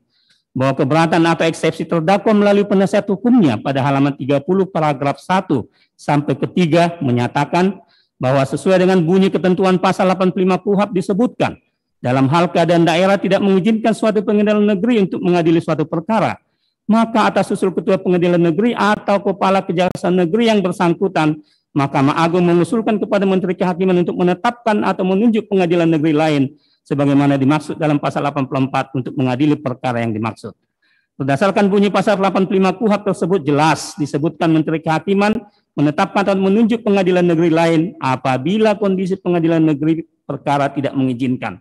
Bahwa faktanya sekarang tidak ada lagi istilah Menteri Kehakiman. Tidak berarti menteri dimaksud dihapus atau tidak ada. Walaupun namanya sekarang Menteri Hukum dan HAM, tetap fungsi dan kewenangannya ada sama, tidak berubah. Kalaupun tetap dipaksakan Mahkamah Agung Republik Indonesia yang berwenang, maka harus direvisi terlebih dahulu aturan pasal 85 KUHP. Bahkan Undang-Undang Nomor 48 Tahun 2009 tentang kekuasaan kehakiman tidak ada satu pasal pun yang menyebutkan tentang beralihnya kewenangan untuk menetapkan atau menunjuk pengadilan negeri lain kepada Mahkamah Agung, sehingga tidak ada dasar hukum bagi Mahkamah Agung Republik Indonesia mengambil alih kewenangan tersebut. Dan oleh karenanya demi kepastian hukum dan perlindungan hukum terhadap terdakwa, maka kami penasihat hukum mohon kepada Yang Mulia Majelis Hakim yang memeriksa perkara ini menjadikan putusan yang amarnya menyatakan Pengadilan Negeri Jakarta Timur tidak berwenang mengadilinya. Eksepsi terdakwa melalui penasihat hukumnya tersebut yang harus terus-menerus mengulang-ulang dan sebelumnya telah dipermasalahkan pada halaman 18 angka 1 dan juga masih diulang kembali pada halaman 27 huruf C, di mana kami jaksa penuntut umum telah menanggapinya pada bab 2.8 tadi. Kami berharap penasihat hukum terdakwa menghentikan sifat pengulangan eksepsi atau untuk seterusnya pada setiap kegiatan berikutnya. 12. Penasihat hukum berpendapat perkara aku adalah nebis in idem. Bahwa keberatan eksepsi terdakwa melalui penasihat hukumnya pada halaman 30 huruf D menyatakan terkait nebis in idem ini kami menganggap perlu untuk mengulas sedikit doktrin hukum dan asas hukum. Karena hal ini penting bagi masa depan hukum di Indonesia agar tidak semakin hancur-hancuran. Sebelum ditetapkan sebagai tersangka, terdakwa telah memenuhi kewajiban pembayaran denda yang ditetapkan oleh Pemprov DKI Jakarta. Dengan telah dibayarnya denda administratif sesuai dengan regulasi Pemprov DKI Jakarta, maka menurut asas nebis in idem seharusnya tidak dapat dilakukan proses hukum. Selanjutnya di halaman 31 paragraf ketiga penasihat hukum menambahkan dasar pikiran atau rasio dari asas ini yakni untuk menjaga martabat dan untuk jaminan kepastian bagi yang telah mendapat keputusan. Dengan demikian postulat nemo debet bis ex hari menjadi dasar tidak dapatnya dilakukan proses hukum ketika seseorang telah membayar tentang administratif sebagaimana ditentukan oleh pemerintah Pemprov DKI Jakarta. Denda administratif dimaksudkan sebagai pemenuhan atas hubungan kausal antara perbuatan dengan kerugian yang timbul dan adanya norma hukum peraturan perundang-undangan yang dilanggar. Dilanjutkan lagi di halaman 33 paragraf pertama oleh penasihat hukum dengan mencermati runtutan konsideran mengingat mulai dari peraturan Gubernur Provinsi DKI Jakarta nomor 79 tahun 2020 dan peraturan Gubernur Provinsi DKI Jakarta nomor 80 tahun 2020 hingga peraturan Menteri Kesehatan nomor 9 tahun 2020 yang berujung pada Undang-Undang nomor 6 tahun 2018 tentang kekarantinaan kesehatan, maka sanksi denda administratif yang dijatuhkan terhadap Habib Rizik Syihab telah sesuai dengan ketentuan pasal 93 Undang-Undang nomor 6 tahun 2018 tentang kekarantinaan kesehatan, sehingga terhadap Habib Rizik Syihab tidak dapat lagi dilakukan proses hukum atau nebis in idem sesuai dengan ketentuan pasal 76 KUH pidana. Keberatan penasihat hukum tersebut dimaksud telah kami menanggapinya pada bab 2/6 pada tanggapan eksepsi ini. Kiranya penasihat hukum memahaminya dan sekaligus memakluminya. Penerapan pasal Undang-Undang Ormas dan pasal 10 junto pasal 35 KUH pidana adalah tidak sah. Bahwa keberatan atau eksepsi terdakwa melalui penasihat hukumnya pada halaman 34 huruf A menuliskan penerapan pasal Undang-Undang Ormas dan pasal 10 junto pasal 35 KUH pidana adalah tidak sah. Dalam dakwaan kelima, Habib Rizik Syihab didakwa telah melakukan tindak pidana sebagaimana diatur dan diancam pidana dalam pasal 82A ayat 1 junto 59 ayat 3 huruf C dan D Undang-Undang Republik Indonesia nomor 16 tahun 2017 tentang penetapan Perpu nomor 2 tahun 2017 tentang perubahan atas Undang-Undang nomor 17 tahun 2013 tentang organisasi masyarakat menjadi undang-undang, junto pasal 55 ayat 1 ke 1 KUH pidana, junto pasal 10 huruf B KUH pidana, junto pasal 35 ayat 1 KUH pidana. Tindak pidana yang didakwakan terhadap Habib Rizik Syihab dalam dakwaan kelima tersebut sama sekali tidak pernah tercantum dalam surat panggilan, sprindik maupun surat pemberitahuan dimulainya penyidikan atau SPDP dalam perkara kuo.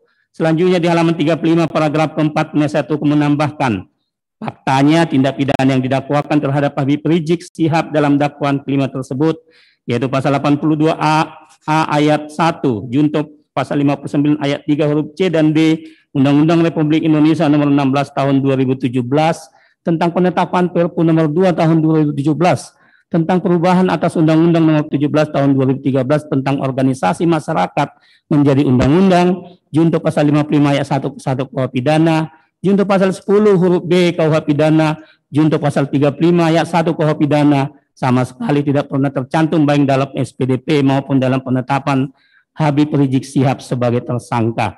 Dan diteruskan lagi pada halaman 36 paragraf keempat.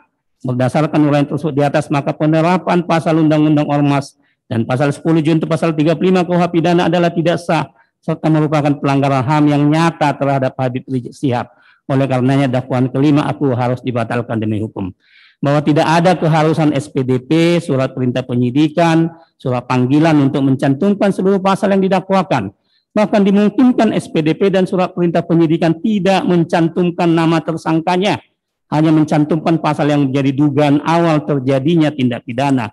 Dan penyidikan juga masih ada disebut kualifikasi penyidikan umum dan atau penyidikan yang telah menetapkan tersangka. Namun dalam perkembangannya penyidikan bisa jadi ditemukan tindak pidana lainnya yang ada keterkaitan pada substansi tindak pidana pokok.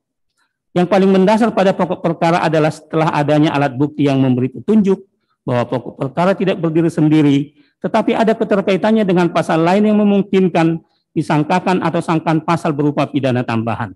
Dengan demikian penyidikan atau penuntutan terhadap perkara terdakwa menurut jaksa penuntut umum sudah sesuai mekanisme peraturan perundangan yang berlaku. Selanjutnya perlu dijelaskan bahwa kewenangan untuk menentukan pasal-pasal yang akan digunakan untuk membuat tuduhan kepada terdakwa sebagaimana yang tertuang dalam surat dakwaan adalah dominus litisnya dari kewenangan mutlak jaksa penuntut umum yang bersumber pada hasil pemeriksaan yang dilakukan oleh penyidik. Jadi bukan pasal yang tiba-tiba dimunculkan oleh penuntut umum, tetapi melalui proses penyidikan dan pra penuntutan yang telah sesuai dengan peraturan perundang-undangan. 14. Penasihat hukum dalam eksepsinya mempermasalahkan penerapan pasal 160 KUH pidana junto pasal 93 Undang-Undang nomor 6 tahun 2018 tentang karantina kesehatan dalam dakwaan pertama batal demi hukum.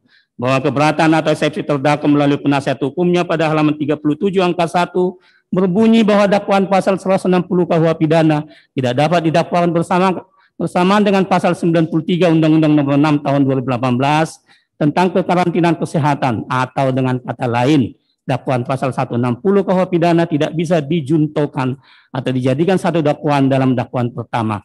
Karena unsur-unsur pasal 160 KUH pidana sangat berbeda dengan unsur-unsur pasal 93 Undang-Undang nomor 6 tahun 2018 tentang kekarantinaan kesehatan. Dan juga ancaman hukuman dalam pasal 160 KUH pidana berbeda dengan ancaman hukuman dalam pasal 93 Undang-Undang nomor 6 tahun 2018 tentang kekarantinaan kesehatan.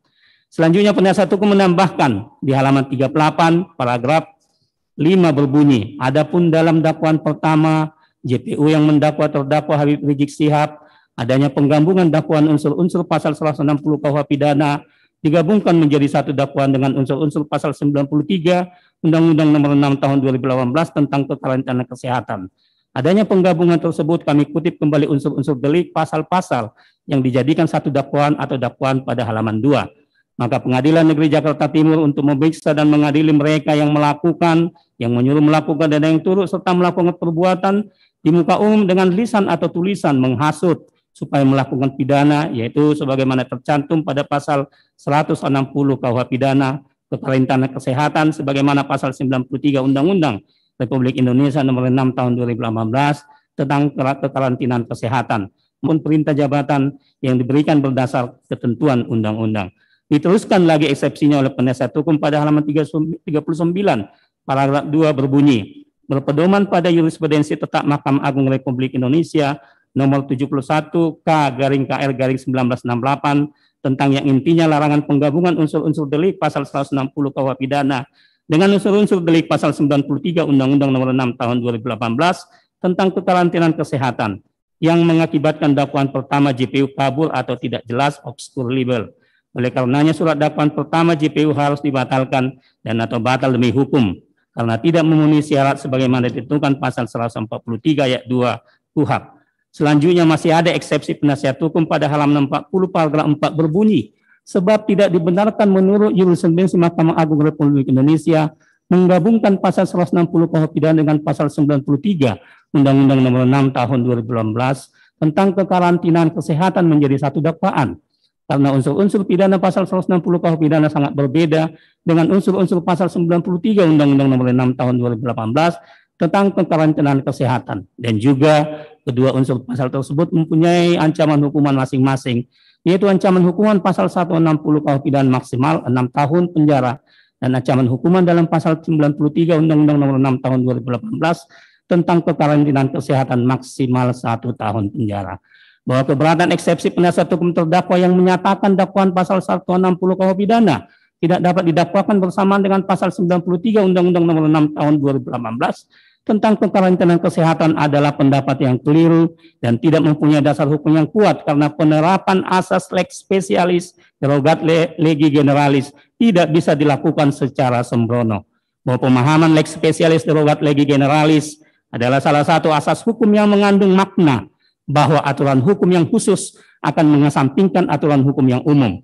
Menurut Bagirmanan dalam bukunya yang berjudul Hukum Positif Indonesia dalam halaman 56, ada beberapa prinsip yang harus diperhatikan dalam asas lex specialis derogat legi generalis, yaitu 1. Ketentuan-ketentuan yang didapati dalam aturan hukum umum tetap berlaku kecuali yang diatur khusus dalam aturan khusus tersebut.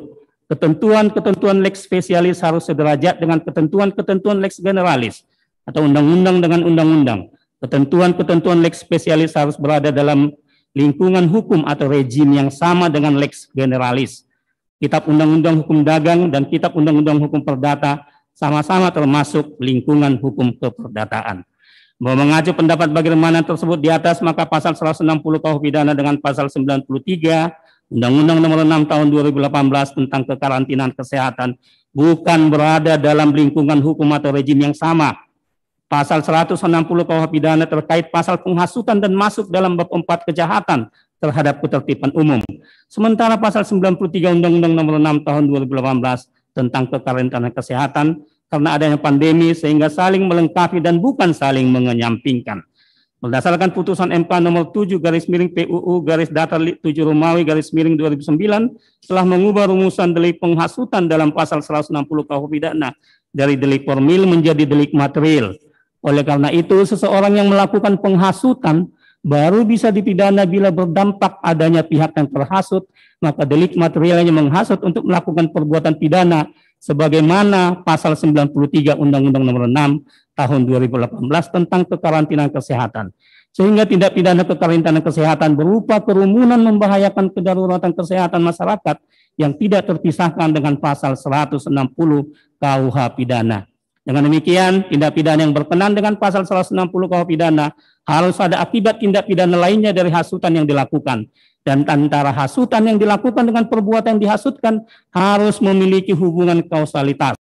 Oleh karena itu, yang terjadi bukan penggabungan, tetapi keterkaitan. Dan dalam perkara ini, akibat yang ditimbulkan oleh terdakwa yang dipersangkakan melanggar pasal 160 KUH pidana adalah tindak pidana kekarantinaan kesehatan sebagaimana pasal 93 Undang-Undang Republik Indonesia Nomor 6 Tahun 2018 tentang kekarantinaan kesehatan. Guna jelas dan lengkapnya surat dakwaan penuntut umum, sehingga dalam surat dakwaan diuraikan terdakwa Habib Rizik Syihab didakwa dengan pasal 160 KUH pidana junto pasal 93 Undang-Undang Republik Indonesia Nomor 6 Tahun 2018 tentang kekarantinaan kesehatan. Mohon izin dilanjutkan. 15. penafsiran pasal 12 dan 22 ayat 1 Undang-Undang Dasar 1945 oleh penasihat hukum dalam eksepsinya atas penempatan pernyataan keadaan bahaya atau kegentingan yang memaksa. Bahwa keberatan eksepsi terdakwa melalui penasihat hukumnya pada halaman 42 sampai dengan 46 diantaranya berbunyi, artinya jika pasal 12 dan pasal 22 ayat 1 Undang-Undang Dasar 1945 menjadi pondasi suatu undang-undang tentang keadaan bahaya sekaligus epidemi atau pandemi, maka sebagai pilar konstruksinya adalah Undang-Undang Nomor 74 Tahun 1957 tentang keadaan bahaya, Undang-Undang Nomor 4 Tahun 1984 tentang wabah penyakit menular, Undang-Undang Nomor 24 Tahun 2007 tentang penanggulangan bencana, dan Undang-Undang Nomor 6 Tahun 2018 tentang karantinaan kesehatan. Dengan demikian dapat pula ditafsirkan bahwa pasal 22 Undang-Undang Dasar Negara Republik Indonesia tahun 1945 dapat berdiri sendiri tanpa disandingkan dengan pasal 12 Undang-Undang Dasar Negara Republik Indonesia tahun 1945.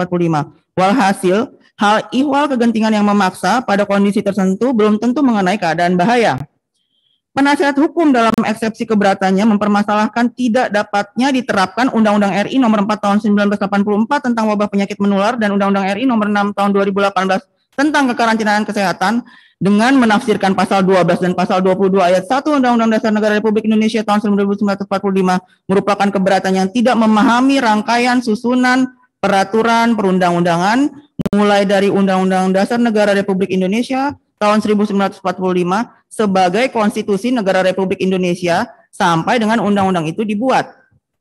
Bahwa berdasarkan pasal 12 dan pasal 22 ayat 1 Undang-Undang Dasar Negara Republik Indonesia tahun 1945 memberikan kewenangan kepada Presiden Republik Indonesia untuk menyatakan keadaan bahaya dan kegentingan yang memaksa. Namun demikian, Presiden Republik Indonesia dan DPR RI berdasarkan pasal 5 dan pasal 20 Undang-Undang Dasar Negara Republik Indonesia tahun 1945 diberi kewenangan membentuk Undang-Undang Republik Indonesia terkait Undang-Undang Republik Indonesia Nomor 4 Tahun 1984 tentang wabah penyakit menular dan Undang-Undang Negara Republik Indonesia Nomor 6 Tahun 2018 tentang karantinaan kesehatan. Dengan terbentuknya Undang-Undang RI Nomor 4 Tahun 1984 tentang wabah penyakit menular, seharusnya penasihat hukum terlebih dahulu memahami maksud dari pasal 4 ayat 1 Undang-Undang RI Nomor 4 Tahun 1984 tersebut yang memberikan delegasi kewenangan kepada menteri yang bertanggung jawab di bidang kesehatan untuk menetapkan daerah tertentu dalam wilayah Indonesia yang terjangkit wabah sebagai daerah wabah. Demikian pula dengan Undang-Undang RI Nomor 6 Tahun 2018 tentang karantinaan kesehatan dalam pasal 10 ayat 1 telah memberikan kewenangan kepada pemerintah pusat yaitu Presiden Republik Indonesia yang memegang kekuasaan pemerintah negara Republik Indonesia yang dibantu oleh Wakil Presiden dan Menteri sebagaimana dimaksud dalam Undang-Undang Dasar Negara Republik Indonesia tahun 1945 untuk menetapkan dan mencabut kedaruratan kesehatan masyarakat. Dengan demikian, tidak perlu sampai mengeluarkan Perpu untuk dapat ditetapkannya keadaan bahaya atau kegentingan yang memaksa dalam ruang lingkup wabah penyakit menular maupun kekarantinaan kesehatan. 16. Sebagian kami kutip eksepsi penasihat hukum terkait membahas pemahaman pasal 160 KUH pidana menurut Mahkamah Konstitusi dalam putusan nomor 7 tahun 2009 merupakan delik material yang mensyaratkan adanya suatu akibat. Mahkamah Konstitusi dalam mengartikan kata menghasut. Eksepsi penasihat hukum terdakwa pada halaman 49 paragraf 1 berbunyi. Selanjutnya pasal 160 KUH pidana menurut Mahkamah Konstitusi dalam putusan nomor 7 PUU 7 Romawi 2009 merupakan delik material yang mensyaratkan adanya suatu akibat. Uniknya putusan tersebut, Mahkamah Konstitusi dalam mengartikan kata menghasut hanya berdasarkan Kamus Besar Bahasa Indonesia. Tindakan penghasut adalah suatu perwujudan untuk membangkitkan hati orang supaya marah atau untuk melawan atau memberontak. Atau menurut Black's Law Dictionary edisi ke-8 halaman 1262 dengan menggunakan padanan kata menghasut dengan provocation diartikan sebagai something such as word or action that evoke a person reason and self-control, especially causing the person to commit a crime impulsively. Dalam perspektif Mahkamah Konstitusi, manifestasi hasutan tersebut adalah perlawanan atau pemberontakan, bahwa ajakan untuk menghadiri maulid bukanlah suatu perwujudan untuk membangkitkan hati orang supaya marah, untuk melawan atau memberontak. Warga negara yang hadir di bandara dan Petamburan dengan penuh kesadaran hukum tetap menggunakan peralatan sebagaimana dimaksud dalam prokes. Jika para warga negara tersebut tidak tunduk dan patuh terhadap prokes atau sampai marah dan memberontak, maka bukan lagi 33 orang yang terjangkit sebagaimana sampling yang diajukan oleh jaksa penuntut umum dalam surat dakwaan, akan tetapi menjadi super spreader. Sekali lagi, dalam mengungkap suatu fakta atau peristiwa, janganlah dipotong, haruslah frame per frame sehingga menjadi utuh dan penilaian pun dapat dilakukan dengan objektif. Sebelum kami mengungkap fakta atas perbuatan terdakwa, terlebih dahulu kami menjelaskan pemahaman unsur-unsur dari pasal 160 KUH pidana, yaitu menghasut, dengan lisan atau tulisan di muka umum supaya orang melakukan suatu tindak pidana melawan penguasa umum dengan kekerasan jangan menurut suatu peraturan atau perintah jabatan yang diberikan menurut undang-undang. Arti menghasut adalah menggerakkan seseorang untuk melakukan sesuatu. Dalam hal ini harus diperhatikan cara-cara yang dipergunakan dalam usaha-usaha itu. Paksaan untuk menggerakkan sesuatu adalah bukan menghasut. Menghasut lebih tepat diartikan menimbulkan suatu pikiran tentang suatu perbuatan yang menimbulkan keyakinan bahwa perbuatan itu adalah dianjurkan atau diperlakukan dan dikehendaki untuk dilakukan. Caranya dapat terdiri atas berbagai bentuk, misalnya permintaan, anjuran, ajakan, ataupun bentuk yang bersifat perintah, tetapi bukan perintah, berhubung perintah adalah memaksa. Perbuatan menghasut dapat dilakukan dengan cara langsung atau tidak langsung, ataupun dengan syarat. Dengan demikian, apa yang dilakukan oleh terdakwa pada tanggal 13 November 2020 di Majelis Taklim Al-Afaf di Tebet adalah merupakan elemen unsur yang dikualifikasi menghasut dengan meminta para hadirin agar semua yang ada di sini, insya Allah besok malam di Petamburan, kita akan mengadakan peringatan Maulid Nabi, saudara. Sekaligus saya undang juga seluruh habaib karena kami juga akan menikahkan putri kami yang keempat. Siap hadir? Dijawab oleh masyarakat yang berada di tempat tersebut. Siap. Hasutan terdakwa tersebut diulangnya lagi sampai 3 kali dan tetap masyarakat menjawab. Siap. Hasutan menghadiri acara pernikahan putri terdakwa dan peringatan Maulid Nabi di Petamburan merupakan perbuatan pidana yang bertentangan dengan penyelenggaraan kekarantinaan kesehatan, mengingat kondisi ibu kota Jakarta dan sekitarnya dalam keadaan darurat kesehatan masyarakat, karena menimbulkan kerumunan yang luar biasa dan ribuan orang menghadiri acara tersebut sehingga didapati sampling yang terjangkit COVID-19 pada saat kegiatan sekitar 33 orang. Fakta tersebut penuntut umum tidak melakukan frame per frame sebagaimana yang dikatakan oleh penasihat hukum terdakwa, namun secara objektif adalah valid dan dapat dibuktikan. 17. Keberatan tim penasihat hukum terdakwa atas manipulasi fakta dalam dakwaan pertama, kedua, ketiga, keempat, dan kelima. Eksepsi penasihat hukum terdakwa pada halaman 59 paragraf terakhir berbunyi bahwa dari uraian peristiwa yang didakwakan oleh jaksa penuntut umum kepada terdakwa sebagaimana uraian dalam yang telah tim penasihat hukum kutip di atas, ternyata setelah dicermati tidak ada relevansinya antara peristiwa hukum yang didakwakan, yaitu hal ihwal perbuatan terdakwa tentang larangan berdasarkan surat keputusan bersama Menteri Dalam Negeri Republik Indonesia, Menteri Hukum dan HAM Republik Indonesia, Menteri Komunikasi dan Informatika Republik Indonesia, Jaksa Agung Republik Indonesia, Kepala Kepolisian Negara Republik Indonesia, dan Kepala Badan Nasional Penanggulangan Terorisme Republik Indonesia nomor 220/4780 tahun 2020, nomor M.HH/14.HH05.05 tahun 2020, nomor 690 tahun 2020, nomor 264 tahun 2020, nomor KB/3/12 Romawi/2020, dan nomor 320 tahun 2020, tanggal 30 Desember 2020 tentang larangan kegiatan penggunaan simbol dan atribut, serta penghentian kegiatan Front Pembela Islam dengan rumusan unsur-unsur pasal yang didakwakan kepada terdakwa yang mengakibatkan dakwaan menjadi kabur atau tidak jelas. Selain tidak ada hubungan dengan unsur-unsur pasal yang didakwakan kepada terdakwa, jaksa penuntut umum juga telah memanipulasi fakta karena acara peringatan Maulid Nabi SAW diselenggarakan pada tanggal 14 November 2020. Sementara SKB larangan kegiatan penggunaan simbol dan atribut serta penghentian kegiatan Front Pembela Islam baru terbit pada tanggal 30 Desember 2020. Perlunya penasihat hukum menjalankan tugas dan fungsinya adalah untuk menuntun dan membimbing terdakwa dalam menghadapi persidangan perkara yang didakwakan kepada terdakwa, bukannya malah melakukan penafsiran-penafsiran yang kurang tepat dan teliti, dan malah merugikan pihaknya sendiri. Seharusnya penasihat hukum setelah menerima berkas perkara hendaknya dapat memahami secara utuh dan mendalam terkait perbuatan terdakwa pada saat melaksanakan kegiatannya di waktu dan tempat sebagaimana yang didakwakan oleh jaksa penuntut umum. Terdakwa masih mengatasnamakan sebagai imam besar organisasi kemasyarakatan FPI dan pengurus atau anggota FPI. Demikian juga halnya terkait dengan surat-surat yang diterbitkan selalu berlogo FPI, sehingga sudah menjadi tugas jaksa penuntut umum untuk menyampaikan kebenaran informasi perihal organisasi kemasyarakatan FPI tersebut tentunya telah dilarang berdasarkan surat keputusan bersama Menteri Dalam Negeri, Menteri Hukum dan Hak Asasi Manusia, Menteri Komunikasi dan Informatika, Jaksa Agung, Kepala Kepolisian Negara Republik Indonesia, dan Kepala BNPT dengan nomor 220/4780 tahun 2020, nomor M.HH14.HH05.05 tahun 2020, nomor 690 tahun 2020, nomor 264 tahun 2020, nomor KB/3/12 Romawi/2020, dan nomor 320 tahun 2020 berkenaan dengan adanya larangan kegiatan penggunaan simbol dan atribut serta penghentian kegiatan organisasi kemasyarakatan FPI. Sangat relevan untuk dijelaskan agar dapat dipahami dengan baik di muka persidangan pengadilan. Selain itu, penasihat hukum tidak dapat menguraikan dengan jelas di mana letak kabur dan tidak jelasnya dakwaan. Mengingat kami jaksa penuntut umum membuat surat dakwaan berdasarkan fakta-fakta yang terdapat dalam berkas perkara dan didukung dengan bukti-bukti yang ada. Selain itu, dalam persidangan dengan acara pembacaan eksepsi pada hari Jumat 26 Maret 2021 lalu, terdakwa juga telah gamblang menyatakan bahwa dirinya dan kelima terdakwa lainnya saat ini diadili sebagai individu, bukan sebagai pengurus ormas.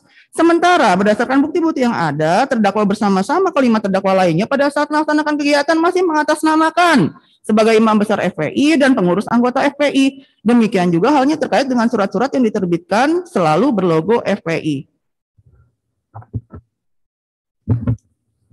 18 pelanggaran asas legalitas dalam dakwaan kelima.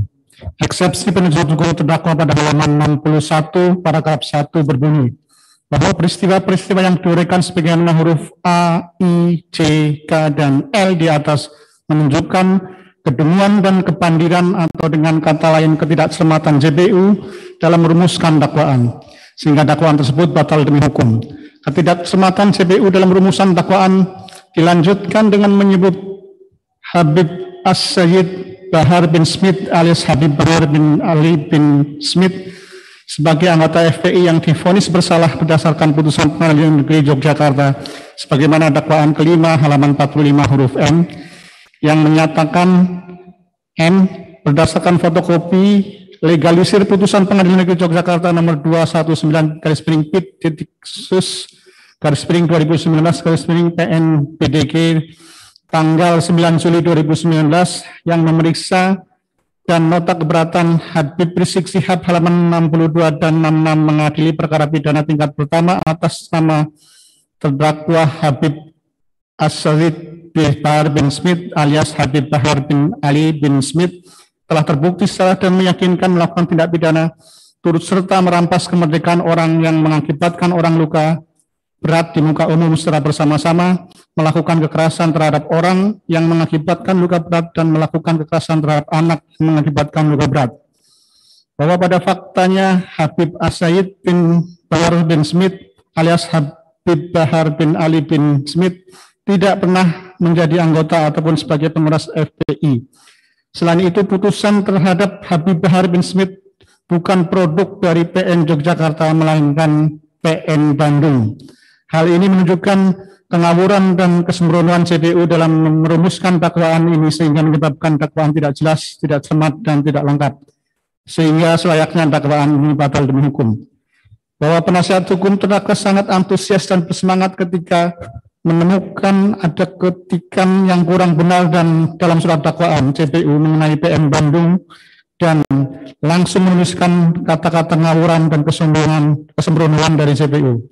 Sehingga mencoba memainkan emosi publik. Hal itu sebetulnya tidak patut dilakukan oleh penasihat hukum yang seharusnya memahami bahwa putusan tersebut pada kenyataannya memang ada.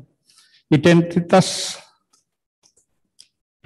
semestinya sebagai sesama penegak hukum atau penasihat hukum harusnya memiliki itikat baik yang mengoreksi putusan penulisan ketik putusan Pengadilan Negeri Yogyakarta nomor 219/PIT-Sus /2019 PN-PDG tanggal 9 Juli 2019 adalah dari Pengadilan Negeri Bandung tidak memenuhi sedikit pun kecermatan, kejelasan, dan kelengkapan surat dakwaan jaksa penuntut umum. 19. Penasihat hukum berkeberatan terhadap dakwaan kelima jaksa penuntut umum bertentangan dengan putusan MK nomor 82/PPU strip 11 Romawi /2013. Eksepsi hukum penasihat hukum terdakwa pada halaman 61 huruf E diantaranya berbunyi bahwa dakwaan JPU yang berasumsi seolah-olah ormas dilarang untuk melakukan aktivitas menggunakan simbol, atribut, dan identitas lainnya dikarenakan SKT telah berakhir menunjukkan keterbatasan pengetahuan jaksa penuntut umum. Bahwa berdasarkan putusan Mahkamah Konstitusi nomor 82/PPU strip 11 Romawi /2013 dalam pertimbangan hukum halaman 125 menyatakan suatu ormas dapat mendaftarkan diri di setiap tingkat instansi pemerintah yang berwenang untuk itu. Sebaliknya, berdasarkan prinsip kebebasan berkumpul dan berserikat, suatu ormas yang tidak mendaftarkan diri pada instansi pemerintah yang berwenang tidak mendapat pelayanan dari pemerintah atau negara, tetapi tidak dapat menetapkan ormas tersebut ormas terlarang, atau negara juga tidak dapat melarang kegiatan ormas tersebut sepanjang tidak melakukan kegiatan yang mengganggu keamanan dan ketertiban umum atau melakukan pelanggaran hukum. Dengan merujuk pada putusan Mahkamah Konstitusi nomor 82/PPU/11/2013 tersebut, maka suatu organisasi kemasyarakatan yang tidak mendaftarkan diri pada pemerintah tidak menjadikan ormas tersebut menjadi ormas terlarang, melainkan hanya tidak mendapatkan pelayanan dari pemerintah. Sehingga dakwaan jaksa penuntut umum yang menyatakan terdakwa dan para pengurus FPI dilarang beraktivitas dengan menggunakan atribut, simbol, dan logo FPI adalah menunjukkan ketidakcermatan, ketidakjelasan jaksa penuntut umum dalam merumuskan dakwaan akuo, sehingga dakwaan akuo batal demi hukum. Keberatan atau eksepsi penasihat hukum atas dakwaan kelima jaksa penuntut umum justru telah keliru mengasumsikan seolah-olah ormas dilarang untuk melakukan aktivitas menggunakan simbol, atribut, dan identitas lainnya dikarenakan SKT telah berakhir. Bahkan dengan ketegasan dan semangat yang tinggi, penasihat hukum menyebut jaksa penuntut umum tidak cermat dan terbatas pengetahuan hukum. Tidak ada satupun uraian dakwaan jaksa penuntut umum yang menjelaskan ormas dilarang beraktivitas karena SKT telah berakhir.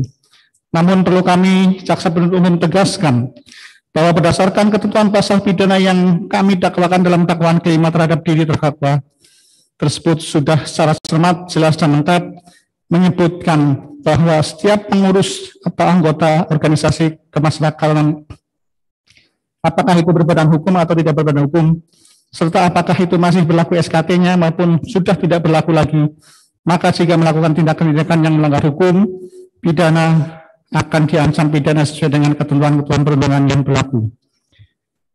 Bahwa kami tidak sependapat dengan penasihat hukum terdakwa yang menyatakan dengan merujuk pada putusan Mahkamah Konstitusi nomor 82/PPU/11/2013 tersebut. Mengingat suatu organisasi kemasyarakatan yang tidak mendaftarkan diri pada pemerintah tidak menjadikan ormas tersebut menjadi ormas terlarang, melainkan hanya tidak mendapatkan pelayanan dari pemerintah. Sehingga dakwaan jaksa penuntut umum yang menyatakan terdakwa dan para pengurus FPI dalam beraktivitas dengan menggunakan atribut, simbol, logo FPI adalah menunjukkan ketidakcermatan, ketidakjelasan jaksa penuntut umum dalam merumuskan dakwaan akuo, sehingga dakwaan akuo batal demi hukum. Bahwa dasar hukum pelanggaran FPI adalah peraturan pemerintah pengganti undang-undang atau Perpu nomor 2 tahun 2017 yang telah ditetapkan menjadi undang-undang, yakni Undang-Undang nomor 16 tahun 2017. Dalam undang-undang tersebut, pembubaran atau pelarangan ormas tidak perlu lagi melewati mekanisme hukum di pengadilan. Pembubaran atau pelarangan ormas bisa dilakukan pemerintah lewat keputusan atau kebijakan tanpa ada putusan pengadilan. Dalam pasal 61 ayat 1 menyatakan, sanksi administratif sebagaimana dimaksud dalam pasal 60 ayat 1 terdiri atas A. Peringatan tertulis, B. Penghentian kegiatan, dan atau C. Pencabutan surat keterangan terdaftar atau pencabutan status badan hukum selanjutnya. Selanjutnya, dalam pasal 61 ayat 3 Undang-Undang nomor 16 tahun 2017 nomor 2 tahun 2007 tentang pencabut perubahan atas Undang-Undang nomor 17 tahun 2013 tentang organisasi kemasyarakatan jadi undang-undang menyebutkan sanksi administratif sebagaimana dimaksud dalam pasal 60 ayat 2 berupa A. Pencabutan surat keterangan terdaftar oleh menteri, atau B. Pencabutan status badan hukum oleh menteri yang menyelenggarakan urusan pemerintahan di bidang hukum dan hak asasi manusia.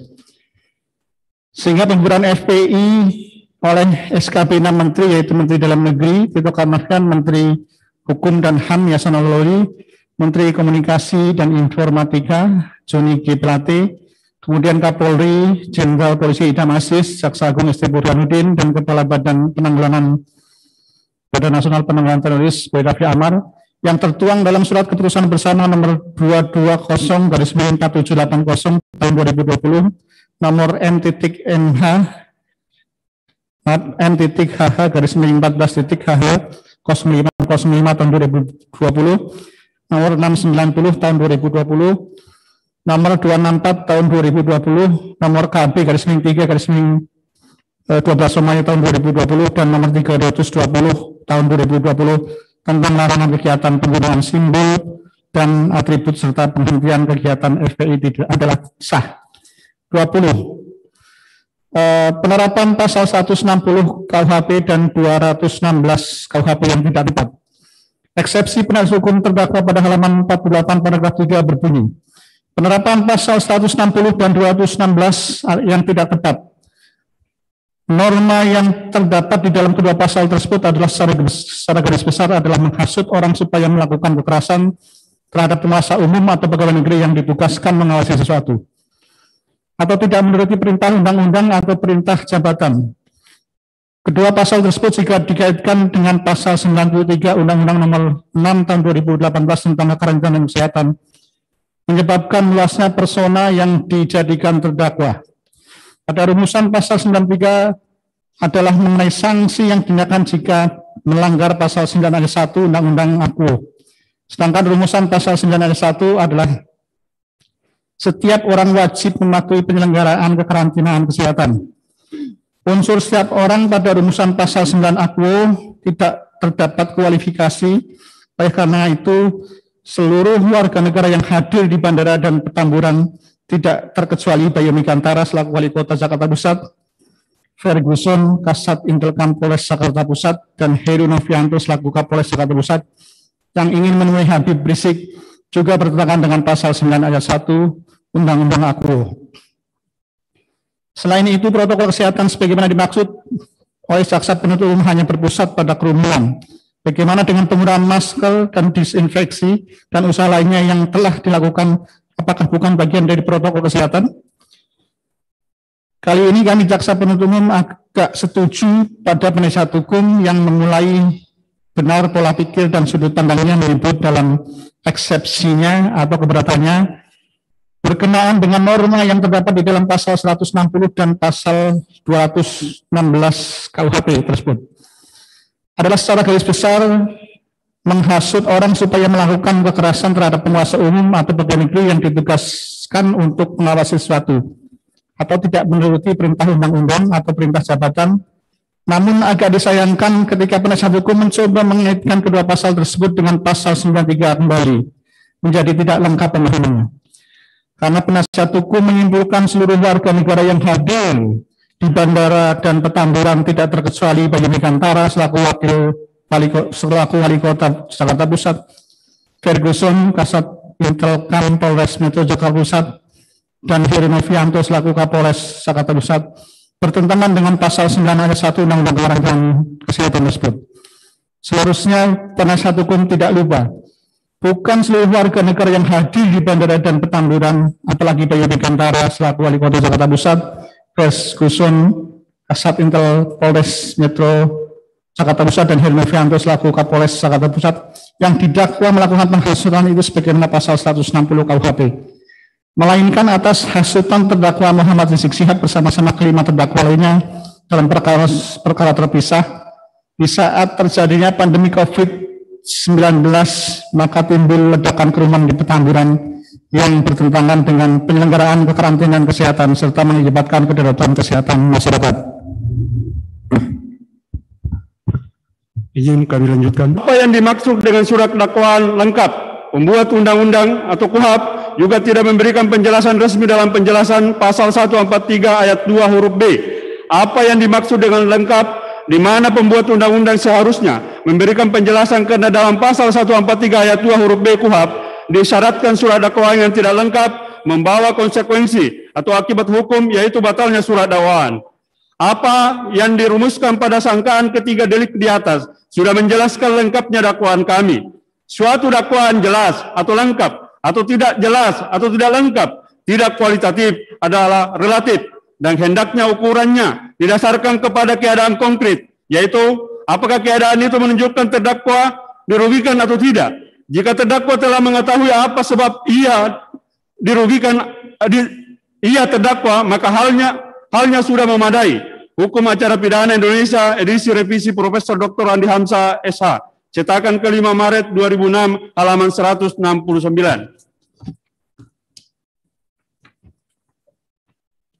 Bahwa surat dakwaan yang tidak memuat fakta dan keadaan yang lengkap atas tindak pidana yang didakwakan dalam surat dakwaan tidak mengurangi nilai sahnya surat merupakan pokok perkara yang harus masih dibuktikan. Lihat atau Faid Yahya Harahap SH, pembahasan permasalahan dan penerapan PUHAP, halaman 384 sampai 1985.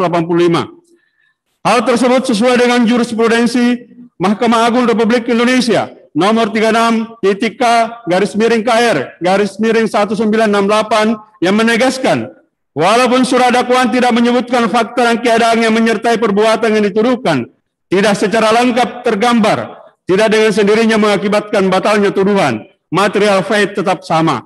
Juga unsur elemen pidana yang disangkakan telah terurai dengan sempurna, sehingga dimengerti dan dipahami oleh siapapun yang membacanya.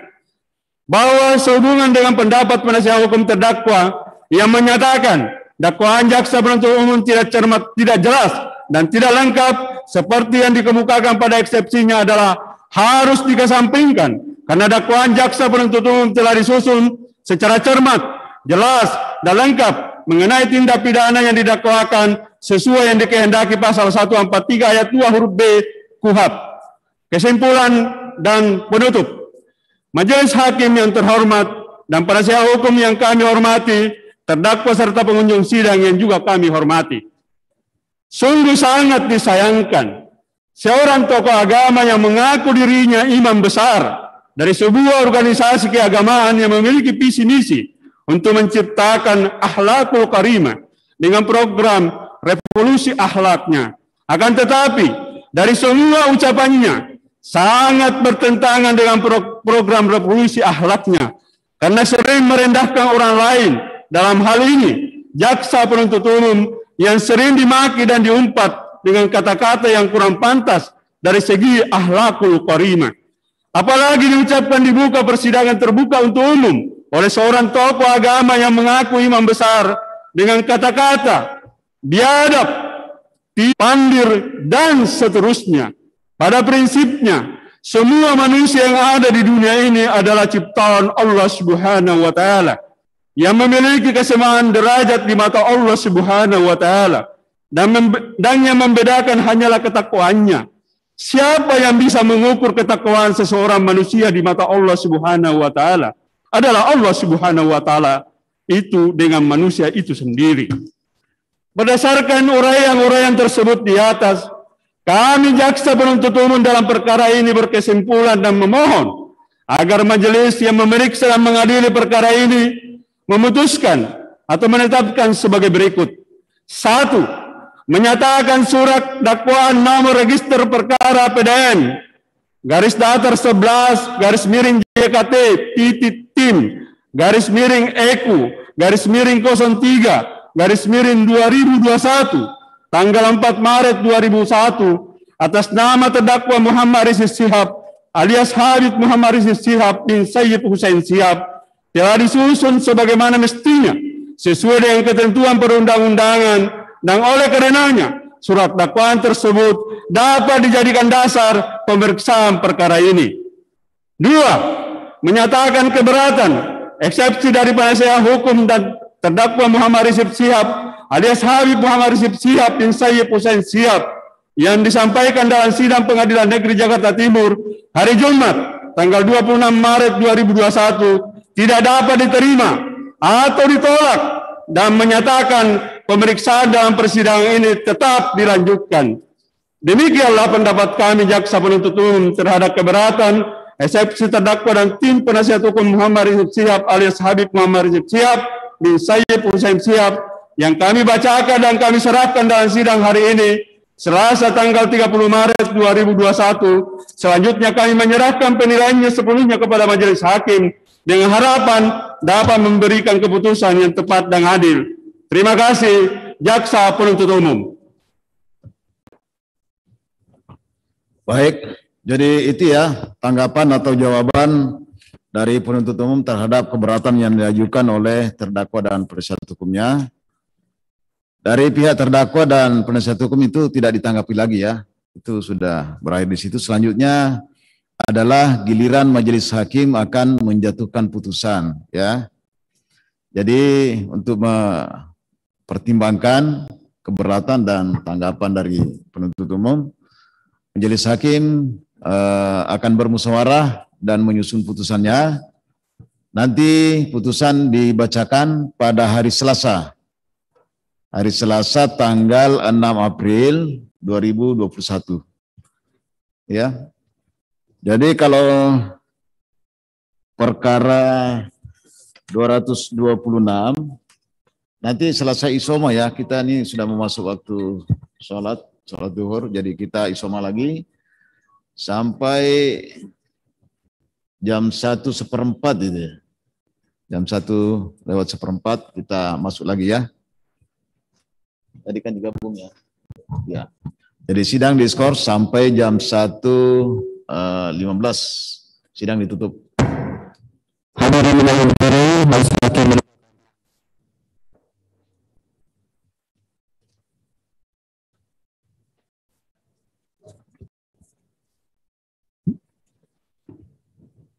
baik Bapak dan Ibu